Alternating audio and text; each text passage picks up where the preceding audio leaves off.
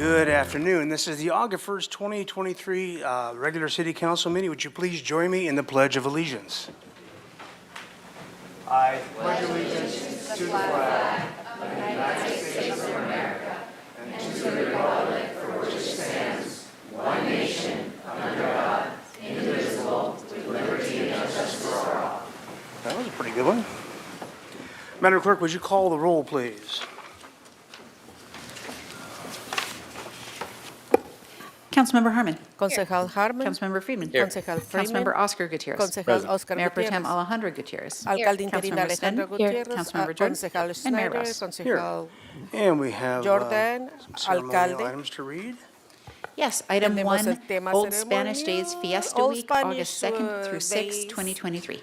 Agosto del 2 al 6 del 2023.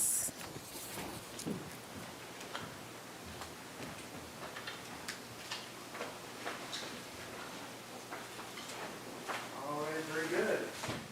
Senor Presidente, if you would please, Old Spanish Days Week, August, is my microphone? Yeah. August 2nd through 6th, 2023.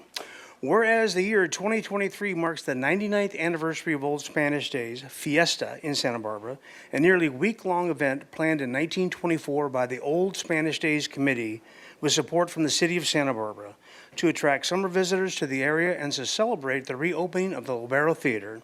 And whereas envisioned as an homage to local history, the event harkens back to Old Spanish Santa Barbara days by celebrating elements of the Spanish, Mexican, and Chumash cultures that are integral to the very fabric of our community. Whereas, although much has changed since the original fiesta of 1924, many of the same festivities still take place today, including parades, a rodeo, educational and historical events, and impressive cultural music and dance performances. And whereas the founders' hopes that the event would draw visitors to Santa Barbara was realized, such that Old Spanish Days attracts tens of thousands of visitors annually, infusing the area with excited crowds who bolster the economy by supporting local businesses, charities, and social services as they enjoy Fiesta. And whereas Old Spanish Days Incorporated and the city of Santa Barbara continue to welcome locals and visitors alike to enjoy the wide array of festivities that take place morning to night throughout the city during the 5-day event. Now, therefore, I, Randy Rouse, by virtue of the authority vested in me as the mayor of the city of Santa Barbara, California, do hereby proclaim August 2nd through 6th, 2023 as Old Spanish Days Fiesta Week in Santa Barbara, and wish all community members, performers, organizers, participants, and visitors a safe and happy celebration of the century-old Santa Barbara event. Viva la Fiesta, Mr. President.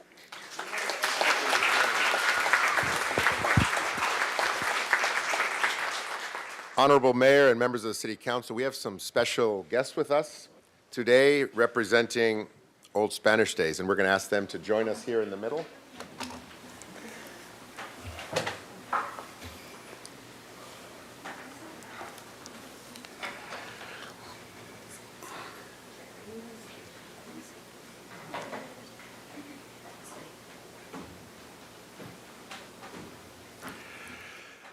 Ever since that first year in 1924, Old Spanish Days has really enjoyed and is thankful for the collaboration with the city of Santa Barbara.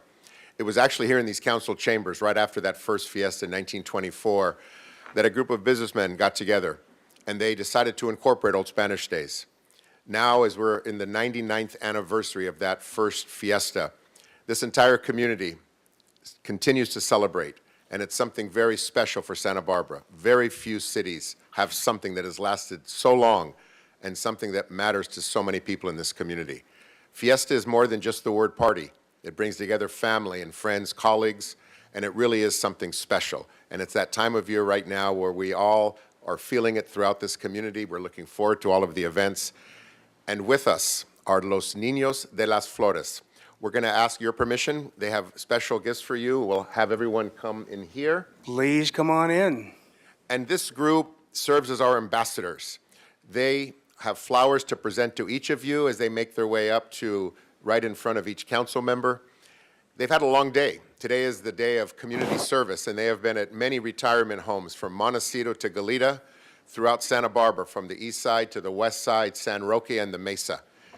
They put smiles on everyone's faces. They will be our ambassadors throughout this entire week of fiesta activities. Wednesday night at the Mission, Fiesta Pequeña. They will be there with their traditional Viva la Fiesta to begin the evening. We'll also see them on Friday during the historic parade along Cabrillo Boulevard this year. And we are very appreciative of the city for allowing us to have Mercado de la Playa this year at City College with our carnival and so much. We have 30 free public events for music lovers to go to our mercados here in De La Guerra Plaza as well. Fiesta is something that's upon us. We're celebrating Fiesta 2023, and again, Old Spanish Days. Thanks to the City of Santa Barbara for many, many years of collaboration and support as we continue the traditions of Old Spanish Days Fiesta. Thank you so much. Thank you for the beautiful ceremony and flowers.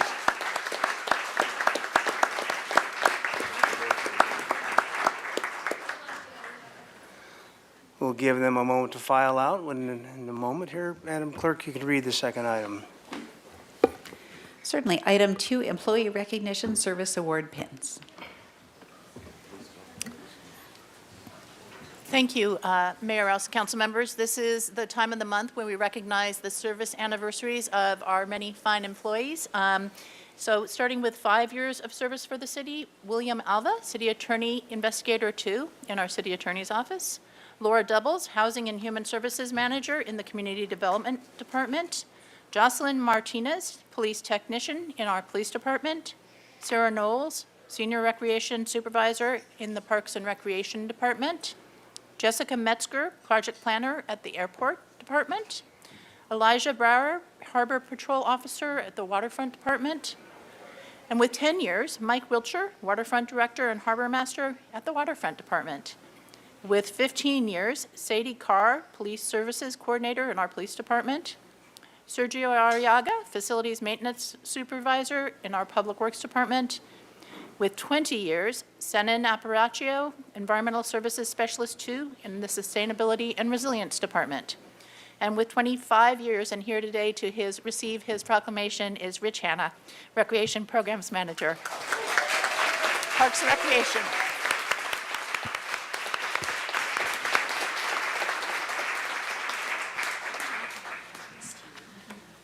Mr. Hanna, a rather familiar face around Santa Barbara for a number of years. Rich Hanna, Recreation Programs Manager, 25 years of service. Rich Hanna began his career with the city as an hourly beach lifeguard in 1993. Raised by a retired Navy CB building chief, Jim Hanna, and his mother, Wendy Hanna, Rich grew up in New Zealand participating in all sports. However, a love of swimming ultimately led to professional certifications and a 30-plus year career in ocean and pool lifeguarding. In 1998, Rich became a regular employee as an assistant recreation supervisor and was promoted to aquatics recreation supervisor in 2003, then to senior recreation supervisor in 2009, where his leadership role expanded to include city's tennis and sports programs in addition to aquatics.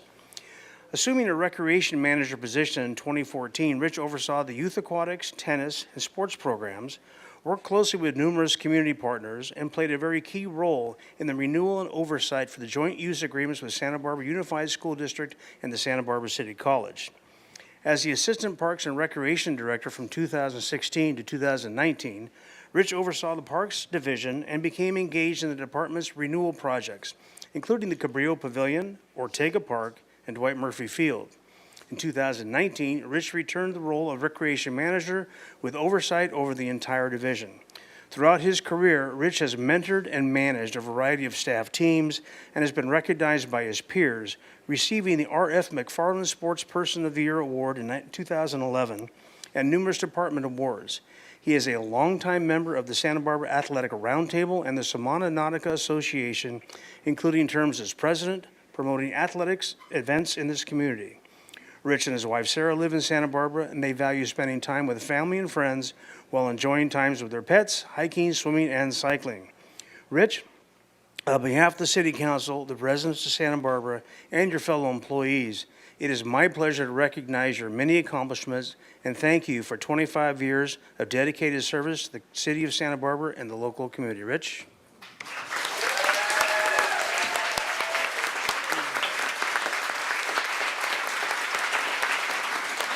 And your 25-year pin.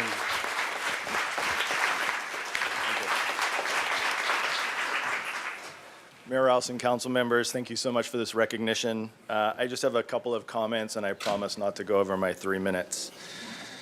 After completing a full summer of ocean lifeguarding in New Zealand, I moved to California in 1993, and let's go, as a teenager, so I don't give away my age, to pursue a one-year endless summer working as a professional lifeguard. I ultimately landed in Santa Barbara and couldn't be happier. This organization, my colleagues, peers, and the community essentially raised me. I was provided opportunities to grow professionally and personally, work with so many great people, develop lifetime friendships, and for all that, I'm grateful. Most importantly, I met my wife, Sarah, who is in the audience today, and we have been happily married for 17 years, as long as we don't talk about work. I want to specifically thank past and present city administrators Sandra Tripp-Jones, Jim Armstrong, Paul Casey, and Rebecca Bjork, Parks and Recreation Directors Richard Johns, Nancy Rapps, and especially Jill Zachary, whom I've worked for the longest, Recreation Managers Joan Russell Price, Judith Cook McCaffrey, and Jasmine LeBlanc, all of whom have mentored and supported me during my career. My second point, and I may be biased, Parks and Recreation is amazing.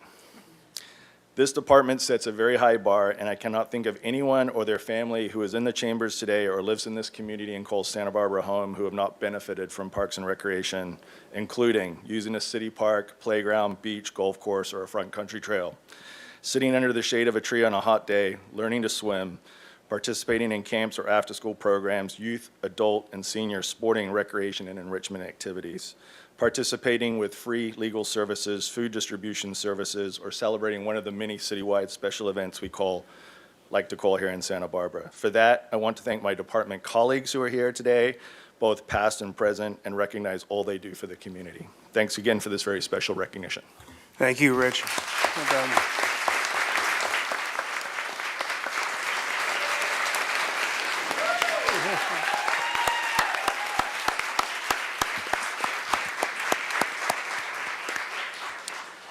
All right, very good. Madam Administrator, are there any changes to the agenda? Yes, Mayor Rouse, we have two. First, we need to pull item 8 from the agenda. We will reschedule that at a later date. And the second is I would like to move my administrative report up and make a very brief announcement, which is I would like to recognize our visitors from our sister city of Toba, Japan, who are here in our audience today, and invite one of them to make a brief statement. Thank you very much, and we have some exchange students as well, so I'd like to invite Takako, you have a speaker that you were going to bring forward for us?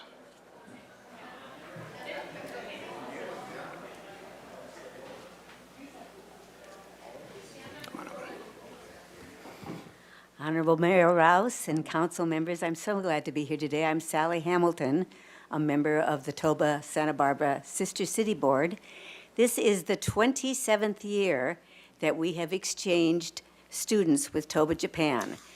And each of those years, 4 students from Toba have come and stayed with families of 4 students here in Santa Barbara during Fiesta Week. They'll go home on Saturday, and then in a few days, our students will go with chaperone and be in Toba during the week where they celebrate their Obon. So it's a lovely fiesta and celebration in both cities. I'd like to introduce to you Emma Parent, who will introduce the rest of the students. Hello, my name is Emma Parent. I am 15 years old and I attend Dos Pueblos High School as an incoming sophomore. On behalf of everyone here, I would like to thank you for the opportunity to welcome these Japanese students into our homes, as well as being able to represent the city of Santa Barbara in Toba, Japan as student ambassadors. We are very excited to be speaking with you today. Now, I would like to welcome the rest of our students to introduce themselves.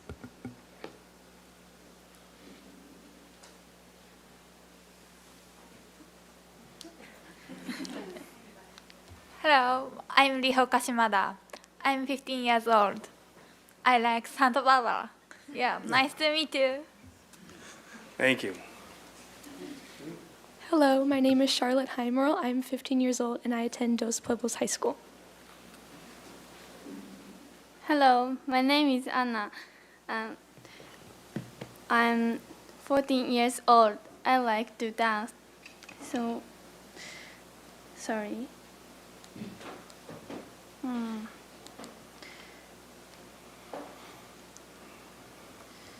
The scenery The scenery of Santa Barbara is very beautiful. Nice to meet you. Hello, my name is Antonio Iturralde. I'm 15 years old and I go to San Marcos High School. My name is Kaiyo Kinoshita. I'm 15 years old. I like Santa Barbara. Nice to meet you. Hello, my name is Alexander Iturralde, Boy Scout and Junior Lifeguard, and I'm at San Marcos High School, an incoming sophomore, and I love Santa Barbara. It's the best place ever. 15 years old. Hello, my name is Atsuya. I'm 15 years old. I like Santa Barbara. Nice to meet you.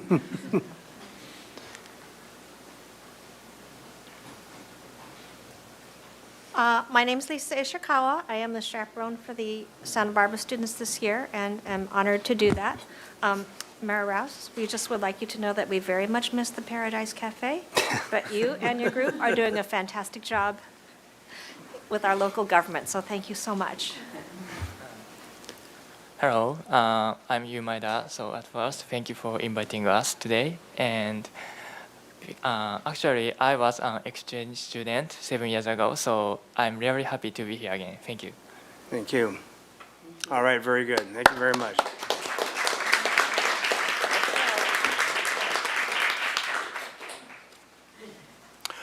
All right, very good. And with that, we will move on to the consent calendar. Do you have some items to read, Madam Clerk? Yes, Mr. Mayor. Item 4, loan to the Turner Foundation for $457,500 for acquisition of property located at 2011 Oak Avenue. Ordinance adoption agreement.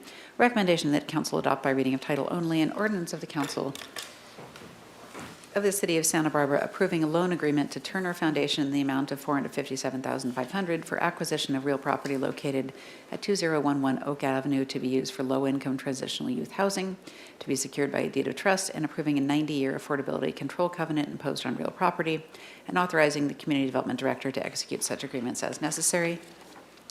Item 5, Library Department acceptance of job fair grant resolution. Recommendation that council B adopt by reading of title only a resolution of the Council of the City of Santa Barbara amending resolution number 23076, adopting the budget for fiscal year 2024 to accept a grant in the amount of $23,000 funded by the Santa Barbara Foundation. Item 6, proposed changes to Golf Division fiscal year 2024 fees and charges schedule resolution. Recommendation that council B adopt by reading of title only a resolution of the Council of the City of Santa Barbara amending resolution number 23076, adopting the budget for fiscal year 2024 to appropriate $3,100 and approve an increase in the revenue and expenditure appropriations in fiscal year 2024 in the Parks and Recreation Department Golf Division in the amount of $3,100.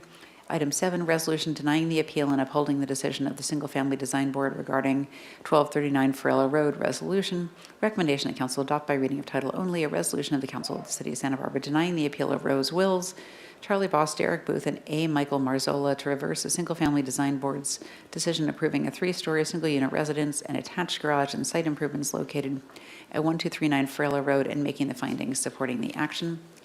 Item 8, resolution denying the appeal and upholding the decision of the Single Family Design Board regarding, number 8 we are not doing. And number 9, increase in construction change order for Las Positas and Modoc Roads multi-use path project resolution agreement.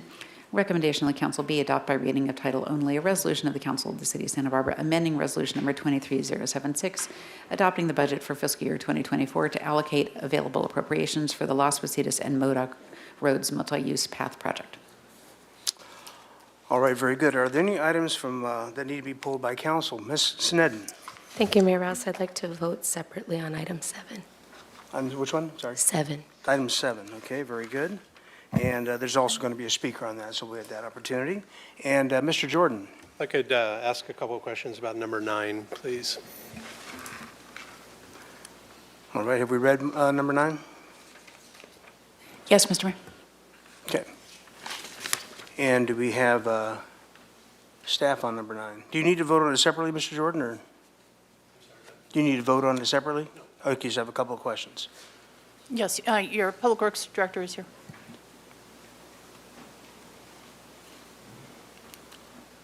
you want to pull that and discuss it after the item's It pulled from the doesn't need to be agenda? voted on separately, so we could ask the question You now. can so we ask the questions now and vote on it together, I That's guess, correct. but we generally had been pulling things and moving the consent, going to general public comment, and then doing the ones that had been pulled. Okay, I was just trying to see what was the protocol as far as voting on it, though. So we could do that and just hold it off and then vote, comment on it separately from, all right, we'll do that then. So hold on. So we won't vote on 9. All right. Number 14. Number 14.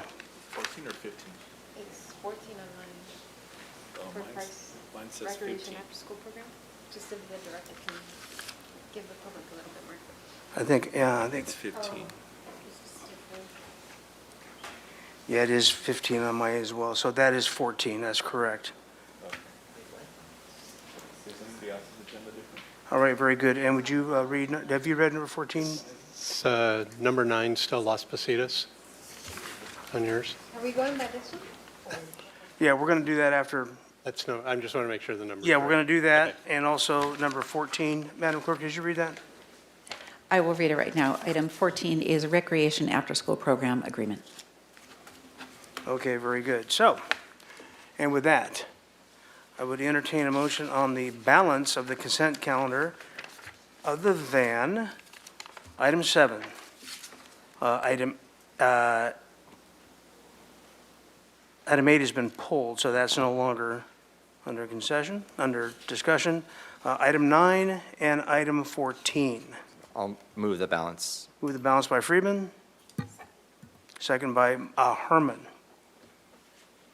And that is a motion by Councilmember Friedman, seconded by Councilmember Harmon for the consent calendar accepting items 7, 8, 9, and 14. Go Thank you ahead and very vote, much. please.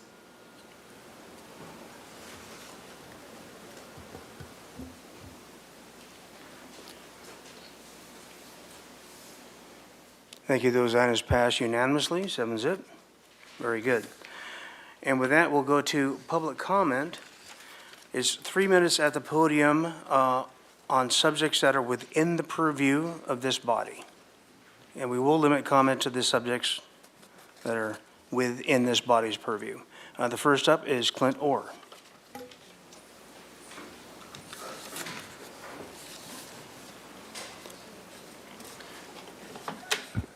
Mayor Rouse and City Council, it's Clint Orr again. Still running for President of the United States as an independent from Santa Barbara, Okay, California. Mr. Orr, before you start, Yes, sir.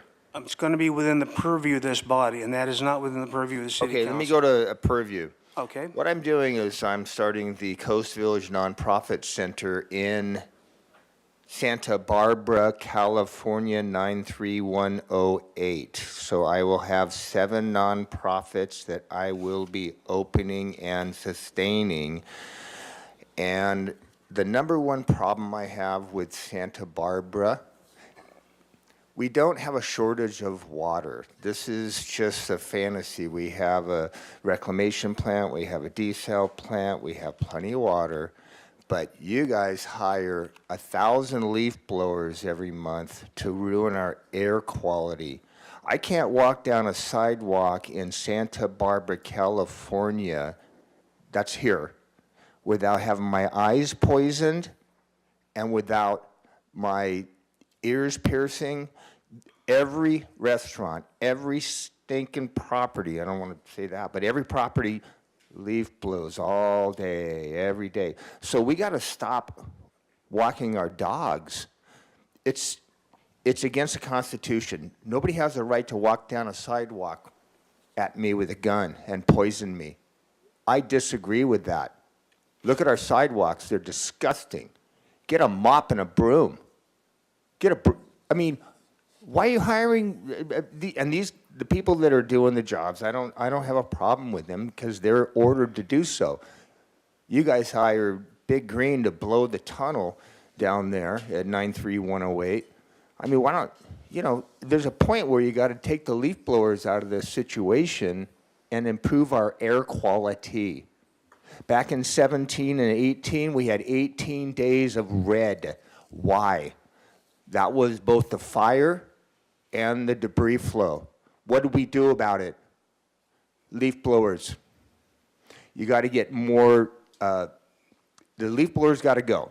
I do not believe that we should allow leaf blowers within 100 feet of a sidewalk.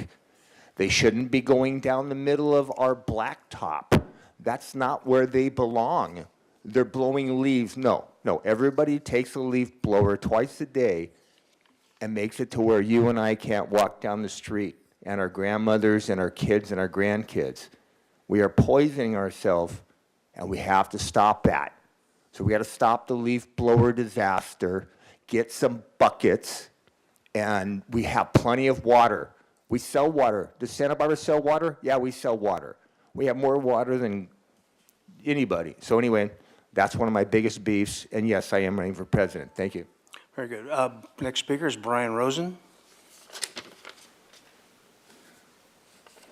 Thank you, Mayor and City Council. You're all looking good today. I this is the last time I'll be speaking to you for a while, maybe forever. I'm heading up north. I have a place up north that's completely unlivable because of the person who's in it, but I have to fix it up, so I'm going up north. Well, is this in the purview? I think it is, because this is what's happening to citizens in Santa Barbara. These are gangs, in my opinion, in the court system. And we need to put a stop to it. We need to do something. The court system is extremely ineffective. I went to, they flat out tell falsehood in court. They perjure themselves. They said there never was a leak in the roof despite all the evidence in front of the judge, and yet there's no consequences. They're required to do quarterly accountings 4 times a year, and they don't do it. There's no consequences. The probate court oversees is like a gang. It's worse than a gang. And what's happening is the attorneys and the trustees are riding roughshod over the people, and there's just isn't a lot of justice. They get away with murder. Now we caught them on all their lies. They did the right thing. They sold the house instead of for $2.5 million. They listed it for much higher, and they got $3.736.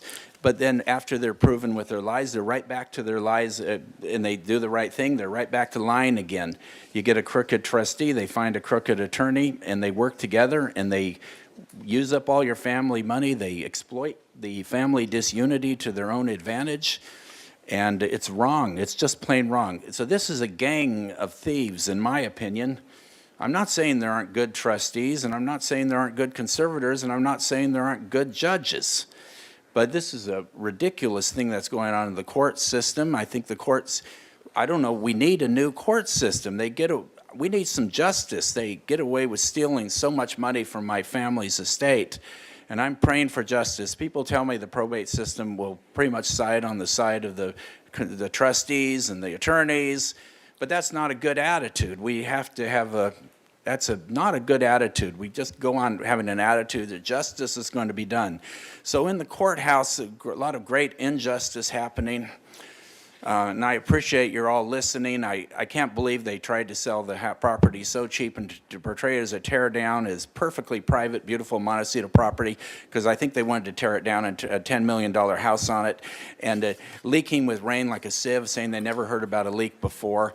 They would have made maybe millions of dollars. They can put a $10 million house. It didn't happen. A family bought it, not an investor. So I don't know what's happening with the court system is exploiting it. I'm not saying there aren't good people, but we need a better solution. We need to be aware of what's happening in the court system. And thank you, Mr. Thank you, Rowe. and bless all of you. And Graham Martin Sotaro.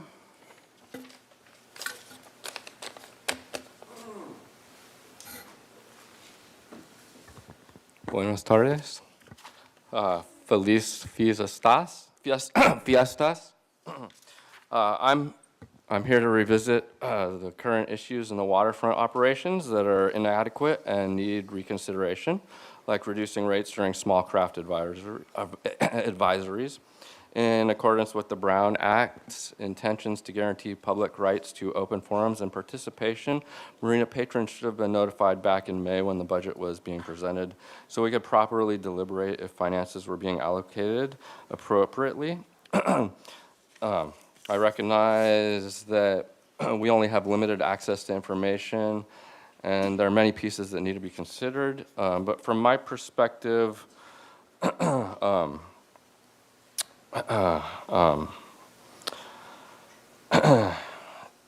my perspective, I can see where a lot of money goes on Santa Barbara open government transparencies, and there's a lot to review there, but we want to know what the department expenditures and proposed capital program are, because there's quite a difference in projected and actual costs. For example, the replacement of boat number 3 was recommended at $750,000 cost, but I know boats always cost more than planned, and not to mention maintenance. So what that total ended at, I don't really know.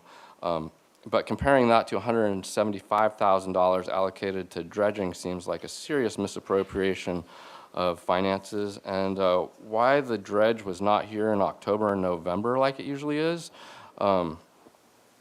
it's kind of an issue. It's the same contracting company that removes the pipes every summer and reinstalls them in preparation for winter like usual. So why were they not contracted ahead of time like always? Granted, they're funded by the Army Corps of Engineers because it's a federal marina, but what the administration for the waterfront operations is responsible for it. Due to the neglect of what responsibilities are priority, the harbor was closed January 9th for 19 days, and the patrons who entered the marina for protection from the storm were trapped inside with no discount for the outrageous rates. We were made to pay full price for parking on walkways. My next point that brings me to is the cleanup process after that was completely inadequate. It took a month for 3 to 5 guys that looked like community service volunteers from Parks and Rec to remove debris. Don't get me wrong, they did a good job, but with what they had, but the lack of tools and equipment was seriously ridiculous. A couple guys pushing around a piece of chain link fence with a boat and using rakes. If they're going to charge rates like an expensive marina, then the money should go to equipment like conveyor belts that could be mounted on boats for emergency debris cleanup. And where is the emergency environmental impact fund on the proposed capital instead of superficial stuff like harbor gateways and, well, I guess I'm out of time, but. All right, thanks very much. Madam Clerk, do we have any speakers online? No, Mr. Mayor, we do not. Okay, very good. In that case, we'll close general public comment and go to the consent calendar items that were pulled.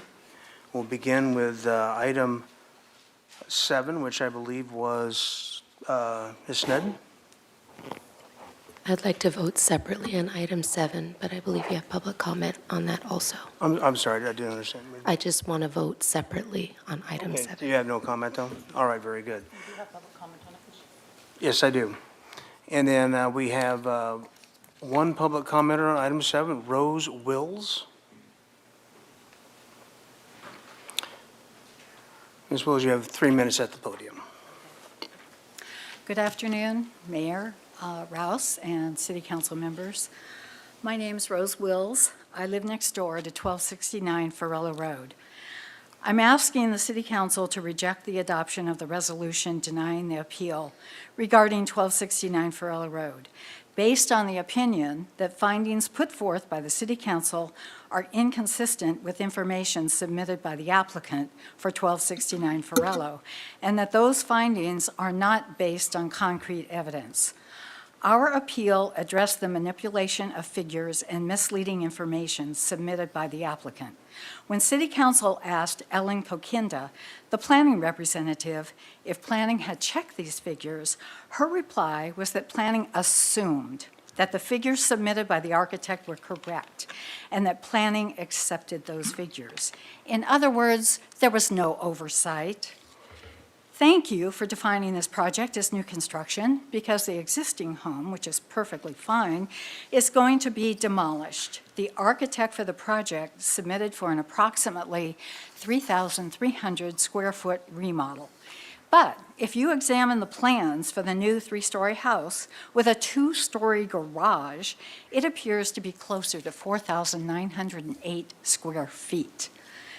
How is this compatible with neighboring homes of 1,200 square feet and 1,600 square feet? The new construction will greatly overshadow the neighbors. What concrete evidence did you use on which to base your findings on size, bulk, and scale? Under the neighborhood preservation findings, Consistency and appearance states that the project is consistent because the proposed structure will effectively read as one story from Farello Road. How can this be true and factual when the project is to be backfilled, a bridge constructed from the road to a second-story garage and a third story going up, not being built on the downslope, going up 3 stories? How can 3 stories being built up look like a one-story house? It will be larger and taller than any other house on Farello. How is this compatible in size, bulk, and scale? The natural topography is not being protected because the structure does not step down in grade. It's being built up 3 stories. It requires a bridge going up from the road to an uphill second-story garage with a commercial-sized garage door. Approval of this project, if rubber stamped by City Council, sets a precedent for Santa Barbara that we will be a city of McMansions and that guidelines and rules do not apply. Send this back to the Single Family Design Board for a thorough review. Thank you. Thank you. All right, with that, we will entertain then a motion on item 7. Anybody want to move item 7? Moved by Harmon? Second by Friedman. Okay. And may we have the vote, please? This is for item 7, motion by Councilmember Harmon, seconded by Councilmember Friedman. Please go ahead and vote.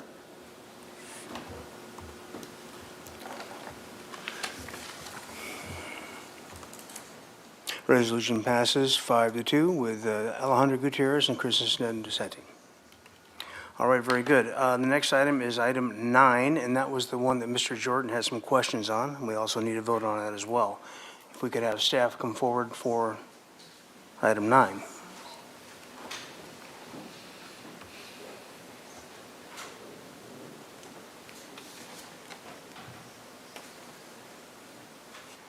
Mr. Jordan.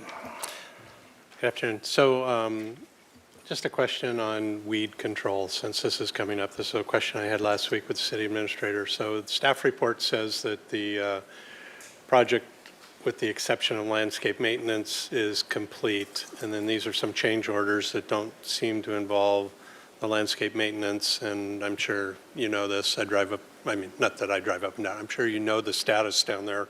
And I get a lot of questions if what I would call the median between the bike lane and Las Positas probably has about 3 or 4 feet of weed height, probably the duration. And could you just tell me who and when is handling that? Is that part of the continuing project assumption, or is that on us to get out there and do it at some time? Mayor Rouse, Councilmember Jordan, that's a great question. I was out there a couple of weeks ago myself, recreationally on the path, noticed the same thing. We had a very wet winter. Unfortunately for the weed situation, they have thrived, and we do need to get out there and hit that. Typically on our construction projects, the contractor's on the hook for the maintaining the landscaping that requires irrigation, so the plants, the trees. This is more of a weed situation, which is typically streets maintenance crews getting out there. They've been very busy this summer with an aggressive paving schedule, but it is on our radar. We do need to get out there and take care of that. It is impeding the path in some places. I'll see if I can round up some people that did the Tory Gate work down at the shoreline, seeing we'll have a weed whip day out there maybe. Is that section soil, dirt, decomposed granite, is most of that section where you don't actually see some formal landscaping just meant to be bare? Is that what we're hoping for? I'm not exactly sure on that particular section. At this point, if you were to go through, all you would see are the weeds. I'm not sure if there are intentional plantings beneath them. But it is, the material there is very gravelly, which was what was there before we did the project. But I don't recall that there was a lot of landscaping installed along that section. Thanks, Brian. Yeah. Any other comments or questions on item 9? May I have a motion for item 9? I'll move that. So moved by Jordan. Second by Alejandro Gutierrez. May I have the vote, please? Yes, this is a motion by Councilmember Jordan, seconded by Mayor Pro Tem Alejandro Gutierrez for item 9, recommended action. Please go ahead and vote.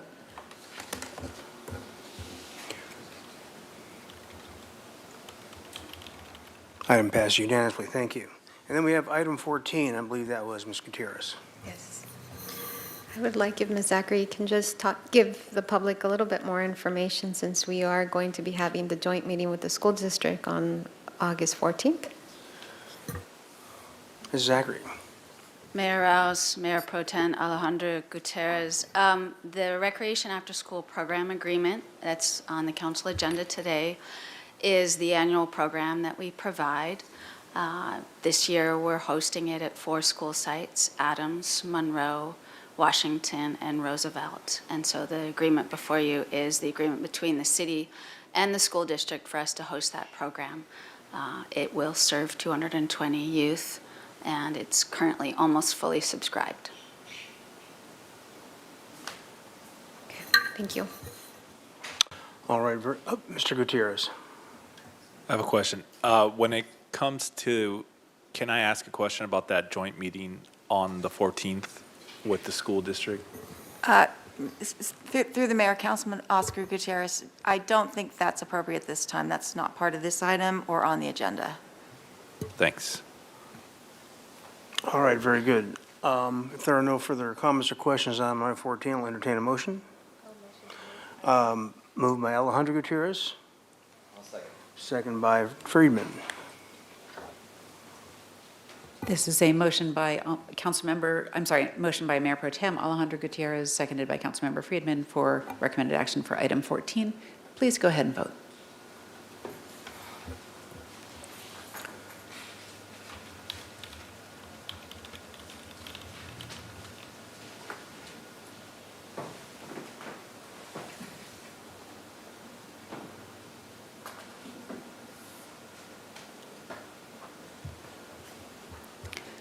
And Mayor and Council, are you seeing the votes on your screen? Yeah. Okay. Yeah. I've seen the tally, but just seeing the. Let's see. Oh, yes, it should come up here in a moment. There we go.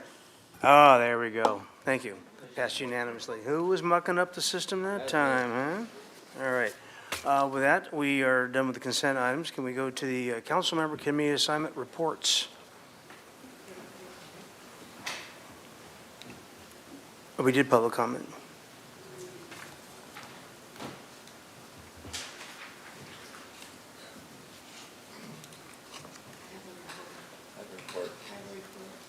Okay, go right ahead. Thank you, Mayor House. For official committee assignment reports, I attended Southern California Edison Gap meeting, and that's regional cities, and they are requesting help in designing community transportation programs.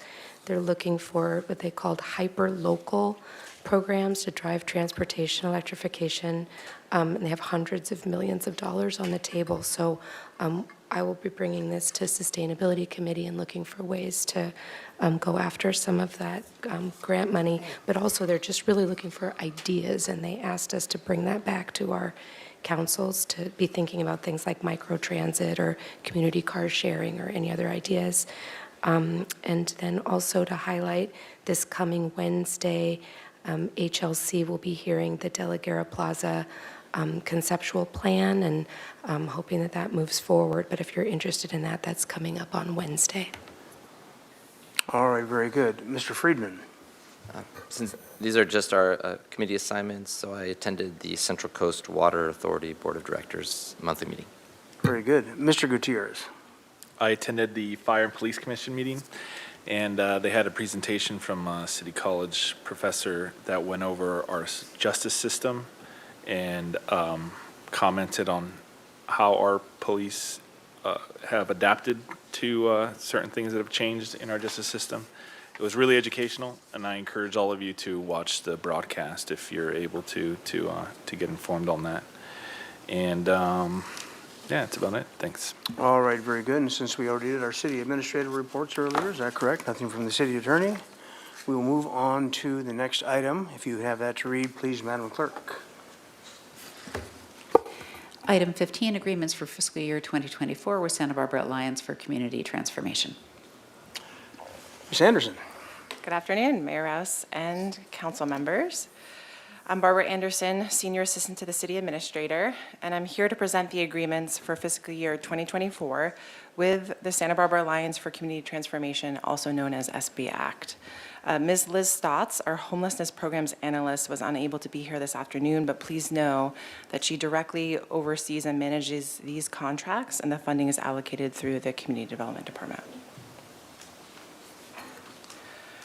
This afternoon, the staff recommendation is that council authorize the Community Development Director to execute a funding agreement in the amount of $75,000 with SBAC to facilitate a community collaborative on homelessness, and authorize the Community Development Director to execute a funding agreement in the amount of $50,000 with SBAC to operate neighborhood navigation centers for 6 months, with the option to extend for 6 additional months in the amount of $50,000.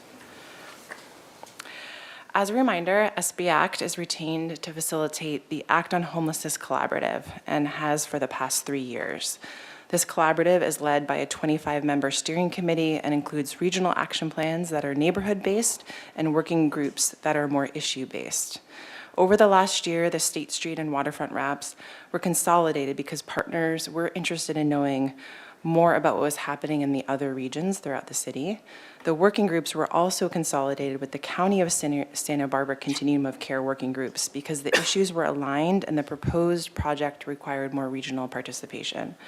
The Lived Experience Working Group has remained with the City of Santa Barbara, but their voices and experiences have contributed significantly to countywide conversations. When we initiated this collaborative 3 years ago, the feedback from key stakeholders was to create a strategic plan that was in a realistic timeframe, not 5 or 10 years, that had actionable and measurable goals, and that elevated 3 or 4 priorities, not 12 or 10, right? This is exactly what we did. So the 4 goals included to increase the number of affordable housing units by 20%, to increase the rate of housing retention by 5%, to reduce the percentage of people entering homelessness from a house situation by 10%, and to strengthen the coordination and availability of outreach and case management services by 25%. These goals closely aligned with the County of Santa Barbara's Community Action Plan to address homelessness, but also address the needs and resources specific to the City of Santa Barbara. So in regards to progress on our goals, we included a more detailed report as an attachment to the council agenda report, but I do want to highlight some of the important takeaways this afternoon. As for the first outcome, and you're already in the mix of this issue, we were not able to meet our affordable housing goal, but we're just shy of it at 14%. This data is based only on the units available for those of very low income and specific to the number of units that are in process or permitted in the City of Santa Barbara. Housing retention fluctuated over the last several years, primarily due to the level of supportive services provided to clients. So if trauma-informed wraparound services are offered and accepted, the chances of success increase exponentially. If an individual does not have that level of support, then the outcomes vary dramatically. So again, housing retention fluctuated, decreasing over 2 years, but then returning to the 2019 baseline this year. We also experienced an increase in the number of families entering homelessness, as well as those experiencing vehicular homelessness. As you know, due to the COVID-19 pandemic, there was an influx of funds of emergency rental assistance and much-needed eviction protections. But those have ended, and now residents are confronted with rising costs, from housing to healthcare to groceries. Most are still employed, but their income is insufficient to afford housing. We also have a growing number of seniors that are on restricted income that can no longer afford housing in the area. Having said that, the situation is not all dire. We well exceeded our goal to increase the capacity of outreach and case management providers, including the first ever expansion to a dedicated night and weekend team. This has resulted in an 11% decrease in people experiencing homelessness in Santa Barbara and has also enabled the collaborative to meet its street exit goal over the last 2 years, which is 200 individuals. For the most part, we know everyone. At least one, if not multiple providers are regularly interacting with our unhoused population throughout the city. The interim housing units available through Dignity Moves made a significant visible impact through the downtown corridor and will continue to do so. The permanent housing units that are coming on board with Veracruz Village and Buena Tierra will also continue to yield more positive outcomes. Another key investment that has helped facilitate more access to critical services and case management are the neighborhood navigation centers. There are 3 sites throughout the week that bring together a variety of service providers to help address the needs of unsheltered and vehicular homelessness populations. These one-stop shops have enabled community partners to come together and more efficiently and effectively deliver services. This has resulted in 100 to 150 individuals being served weekly through these 3 sites. We were also asked early on by Councilmember Jordan, but then what? It's great that we're providing basic needs services, but are the NNCs actually helping to achieve the outcomes we want? The answer is yes. Because providers use the NNCs as a mechanism to make regular appointments with their clients, rather than having to search for them throughout the city, the consistency has allowed for more progress as it relates to documentation readiness, mental and physical health care appointments, as well as interim and permanent housing referrals and placements.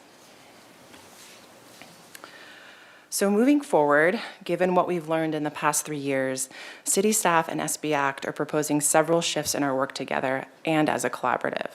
First, reducing the number of meetings to maximize the limited staff time and capacity.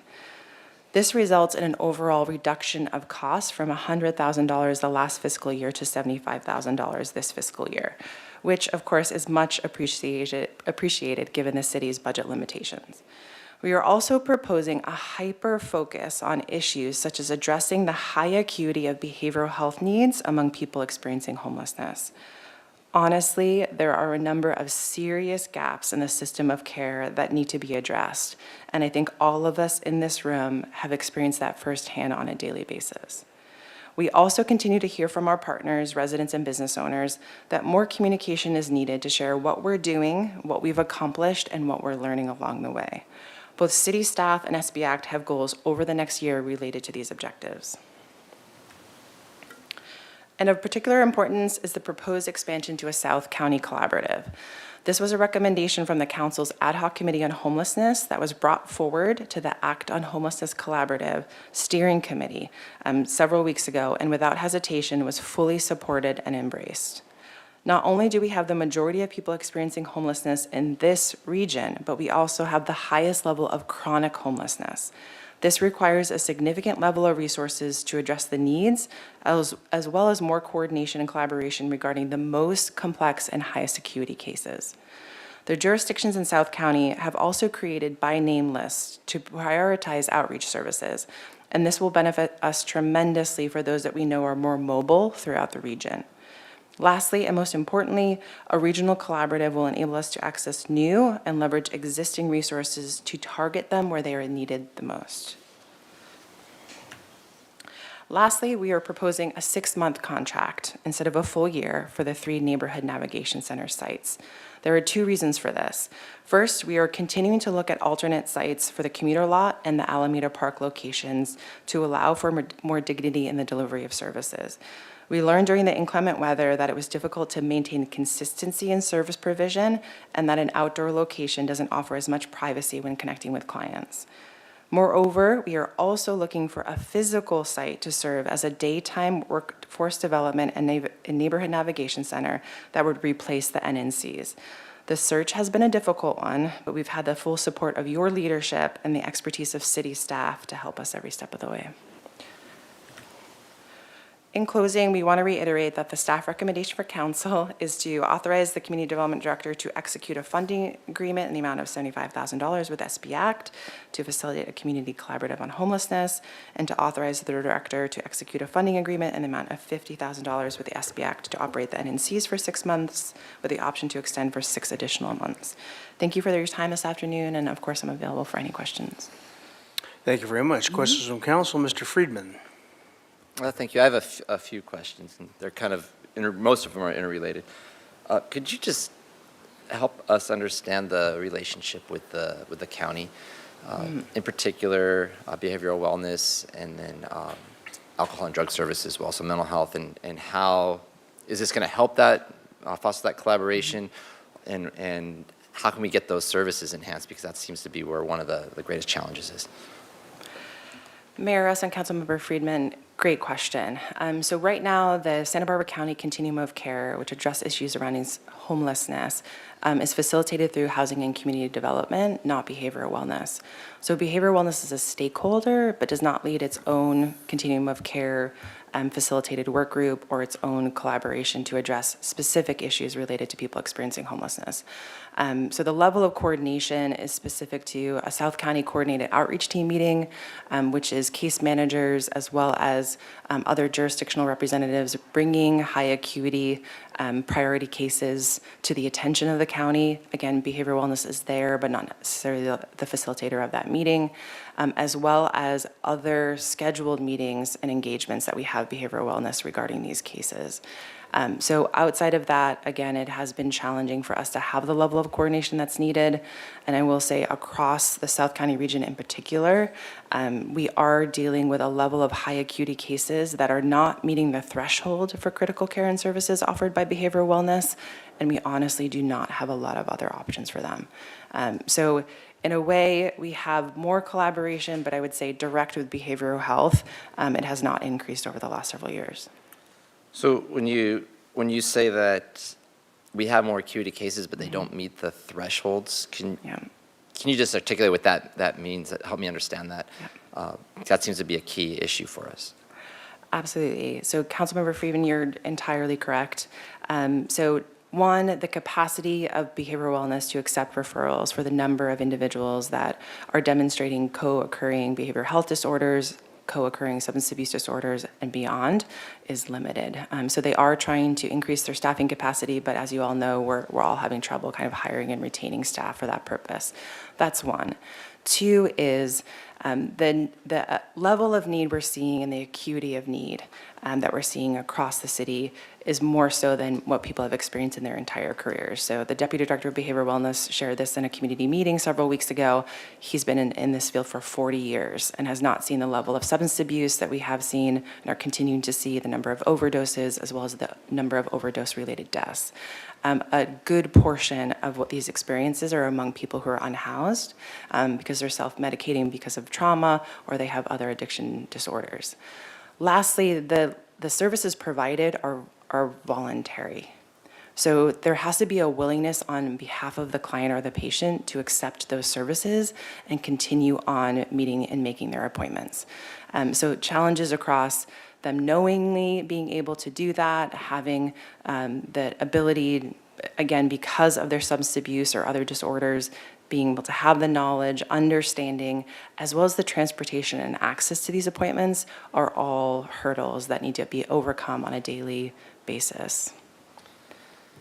Thanks for just clarifying that. So we are trying, it's just the need is higher and there's staffing challenges, but also they just have to take the most acute cases, and there's more than they can meet. But to the point of those who are refusing services, I know we do a good job of going out to all throughout the city and saying these services are here, but if they don't accept them, what other tools do we have to entice them to get into services?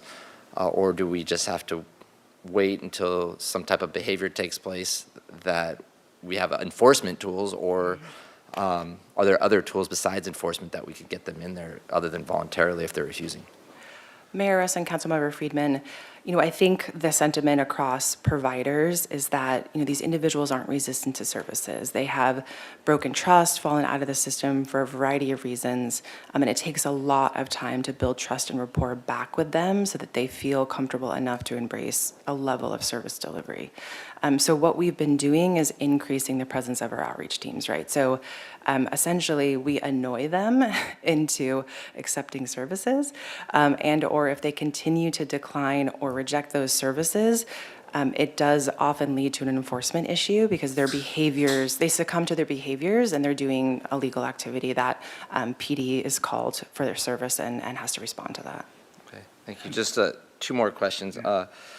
To get to that, how do we, you mentioned earlier, and this gets to that, is some of these individuals are mobile, so they go throughout the South County, let's say. They might be in Goleta one day, Santa Barbara the next, and maybe down in Summerlin and Carpinteria.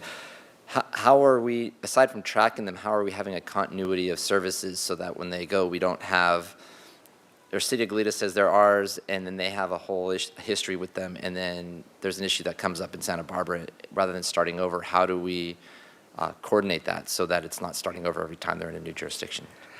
Mayor Russ and Councilmember Friedman, this is exactly why we're proposing the formalization of the South County Collaborative. There has been informal communication among jurisdictions about high-priority individuals that we have found to be mobile throughout the regions. There's also been a level of close coordination and communication as it relates to encampment response, where we know if people do not accept shelter and services, that they tend to gravitate towards other regions. And among our shared service provider. So CityNet actually has a contract with Goleta and Santa Barbara and Montecito. So that has actually helped among their team with coordination and collaboration as it relates to these clients. So moving forward, the communication will be more frequent, more formalized channels, and that we'll be able to work with multiple providers, not just CityNet, and making sure that these individuals are prioritized. Thank you. And then the last question, thank you.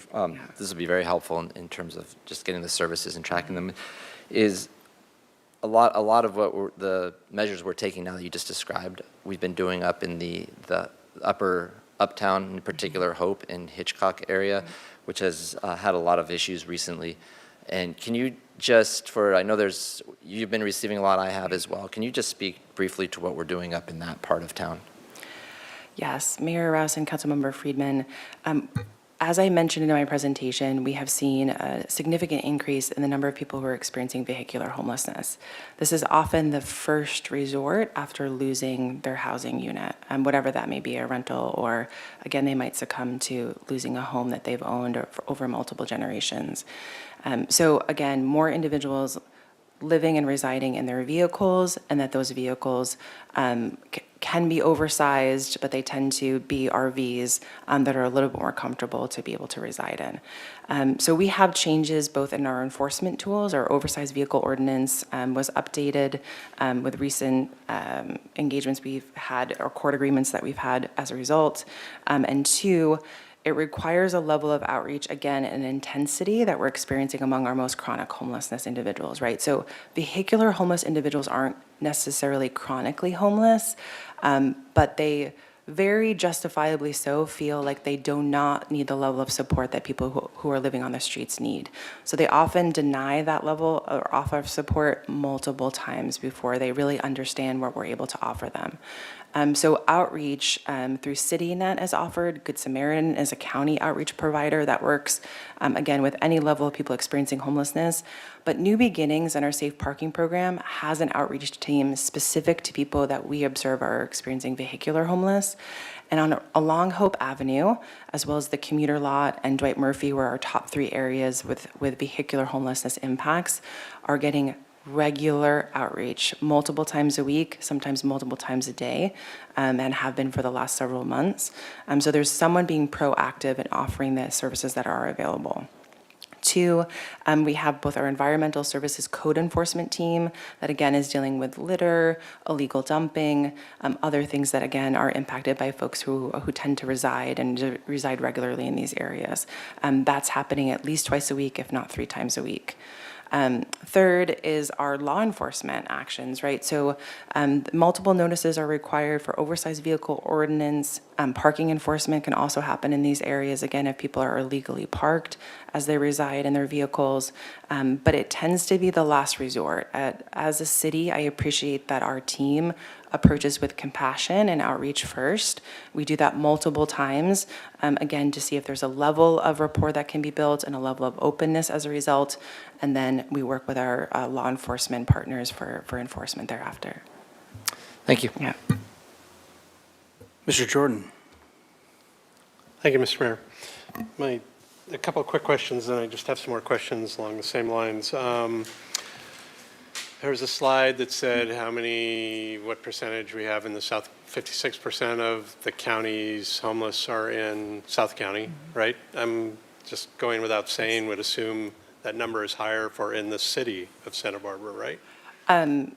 Mayor Rouse and Councilmember Jordan, the number is inclusive of the city of Santa Barbara. So 56% total, including Goleta, Isla Vista, Carpinteria. Our total is 42% of the total countywide. So just us, we're almost half, Yes. right? Yep. And then there was a slide that talked about vehicular homelessness doubling. I don't know if that means 2 to 4 or 100 to 200. So can you put a little context into the significance of that doubling in terms of the count? I know it's not 2 to 4, by the way. That's a good question, and I thought I was prepared for it, but I do not have the numbers specific to vehicular homelessness. I saw you earlier. But and it I is should in the have asked. hundreds. Okay, Yes. so it's a significant number. Mhm. Safe to say, I think, that a pathway that involves higher incidence of being on the street starts with somebody who's housed, loses their housing, goes into a vehicle, and more often than not might end up then on the street. That's a legitimate pathway to paint a picture? Yeah, Mayor Rouse and Councilmember Jordan, yes. Okay, so makes that doubling all the more troubling because you took somebody who was presumably housed or didn't drive in here, but maybe they did, but they're presumably housed, fell into unhoused, and all of a sudden their risk factors went significantly up to make it into the street, right? Absolutely. Okay. And that other slide from way early, slide 3, where you had the working groups bullets. So as you know, we've talked about mental health again today. I'll have some comments later, obviously, but why is a working group bullet not specifically mental health, given what we can talk about later in my comments or what you've talked about already with Eric? I mean, why does it not, why both what we see on the ground now and what we see coming at us in terms of who's going to be left out there on the street, just the extremely mentally ill, why do we not have a working group that's just specifically trying to chase that? That's exactly where we're headed, Councilmember Jordan. So we have initiated already our first kind of what we called a summit to discuss behavioral health issues and concerns that we are experiencing as a city and across providers, as well as the high acuity of need we're seeing among people experiencing homelessness. That initial conversation was so successful that people have asked for us to convene that more. So when people say we don't need more meetings, but then you have and test a conversation that's facilitated, productive, and actually has results that are useful, people will tend to embrace that meeting. So that's what we've done. An SB Act facilitated that just, I think, 2 months ago, a month and a half ago, and it's part of the new scope of work moving forward. So just so I don't forget, I don't want more meetings either, and I get a ton of these from the gentleman sitting out there all the time too, but that is a particular subject I'd love to get invited to, whatever that's turning into. Okay, thank you, Mr. Mayor. Ms. Nedden. Thank you, Mayor Rouse. Let's see. So picking up where Councilmember Jordan just left off on that, that's really disheartening, the number of families and then the car homelessness, vehicular. So what are we doing to prevent homelessness? Like what is a resource that if someone is on the verge, and I'm particularly thinking of these, there's this growing number of older women whose Social Security checks just don't make it as far. You know homelessness might be coming. You don't know what to do. What is the resource for that? Mayor Rouse and Councilmember Stone, that is a great question. And there's actually a county work group focused specifically on homelessness prevention, and that is really the first question that we're diving into. And I will say, it's not the first time we've discussed this in a level of detail, but the biggest challenge is that families and individuals that are struggling often wait too long to reach out. So it is getting better at spreading the message that resources are available while you're still in your housing unit, right? So through 211, Family Service Agency, programs such as family self-sufficiency programs are available for support. We also have a really robust diversion program that the county initiated with COVID-19 related funding and ARPA funding thereafter that allows people that before they're actually experiencing homelessness have a particular specialist that's working with them to triage their situation and offer support. So that diversion program has a hotline for both North County, South County, and Mid-County available. Okay, so do you happen to know what the hotline number is? I can look that up for you. Okay, I think it'd be great to put that out there since, prevention seems to be the biggest thing that we can do. And I hear that people just don't know where to go. Mayor Rouse and Councilmember Sneddon, I want to also mention that we do have, and we will be bringing to you shortly, a contract renewal for our family services contract with the library, who also provides, is frequently approached by people in these situations, so have that avenue for providing help as well, and that have heard that is frequently a source that is used. Absolutely, yeah. So that's a big message. Go to the library and ask for help. I think there are multiple places we can go, and certainly, yes. Yeah. Okay, so that's one question. And then just the bigger question of, preventing homelessness. This is really disheartening numbers. The 11% decrease is great, but then the, over 3% increase, and then the doubling negates that progress. Councilmember Sneddon, you're correct. I think every city is dealing with that. People are entering homelessness at the same rate or higher rate than people are exiting. So it is a constant flow that only improves with, like you said, more prevention efforts, as well as more housing availability. To answer your earlier question, the diversion hotline for English is 805-519-1302. And for Spanish is 805-518-2679. Thank you so much. Okay, and then can you tell us a little bit more about the day center? So that's the physical site to run navigation centers. Would that still be SB?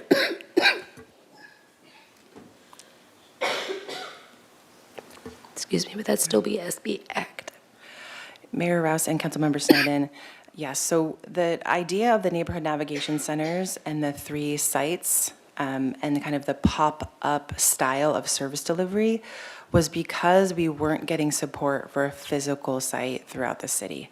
It either wasn't the right location for accessibility, or there wasn't support from the property owner, or there wasn't support from neighbors and other business owners. So the NNCs were a good kind of stopgap, but now that the NNCs have demonstrated how successful they are, we do want to go back to looking at that physical site again. So SB Act would be very much a part of coordinating service delivery, but of course, a number of providers would be operating at that location and offering a variety of services, much like they do now. Thank you. I just want to emphasize I have asthma and that I'm not COVID or anything else. I understand I sound worse than I am. And then does everyone who wants a bed, can they have a bed for the night? Where are we on that? I'll just go ahead and ask my other questions now in case. And then the other one is the availability of mental health beds, and then the role of SB Act versus CityNet, how that plays in together. And those are my questions. Thank you, Councilmember Sneddon. No, everyone who wants a bed and needs a bed in the city of Santa Barbara does not have one available to them. Emergency shelter bed need is still very much acute, as well as, I will say, just the time it's taking for interim housing units to be available. So we will have a number of units available in South County through the site that the county is moving forward on at Las Positas, so like near the old juvenile hall, as well as the permanent housing units that are going to be available and on board in the coming months. So we will have a significant adjustment in that flow of people entering into homelessness and how essentially they're facilitated and supported on that continuum of care. But the interim housing beds and emergency shelter beds are still not where they need to be, and we still have a lot of work ahead of us to meet that demand. Mental health beds are the same. And so that's also the hesitation for, I think, the county and city to have law enforcement initiate the 5150 holds, which is different than all the other 57 counties in the state of California. We've piloted that program with county. I know that our police chief is working really closely with behavioral wellness on how that process is going, as well as the sheriff's department, for us to be also able to facilitate that. But again, where they go, and after a 72-hour hold, even more so, is very, very restricted.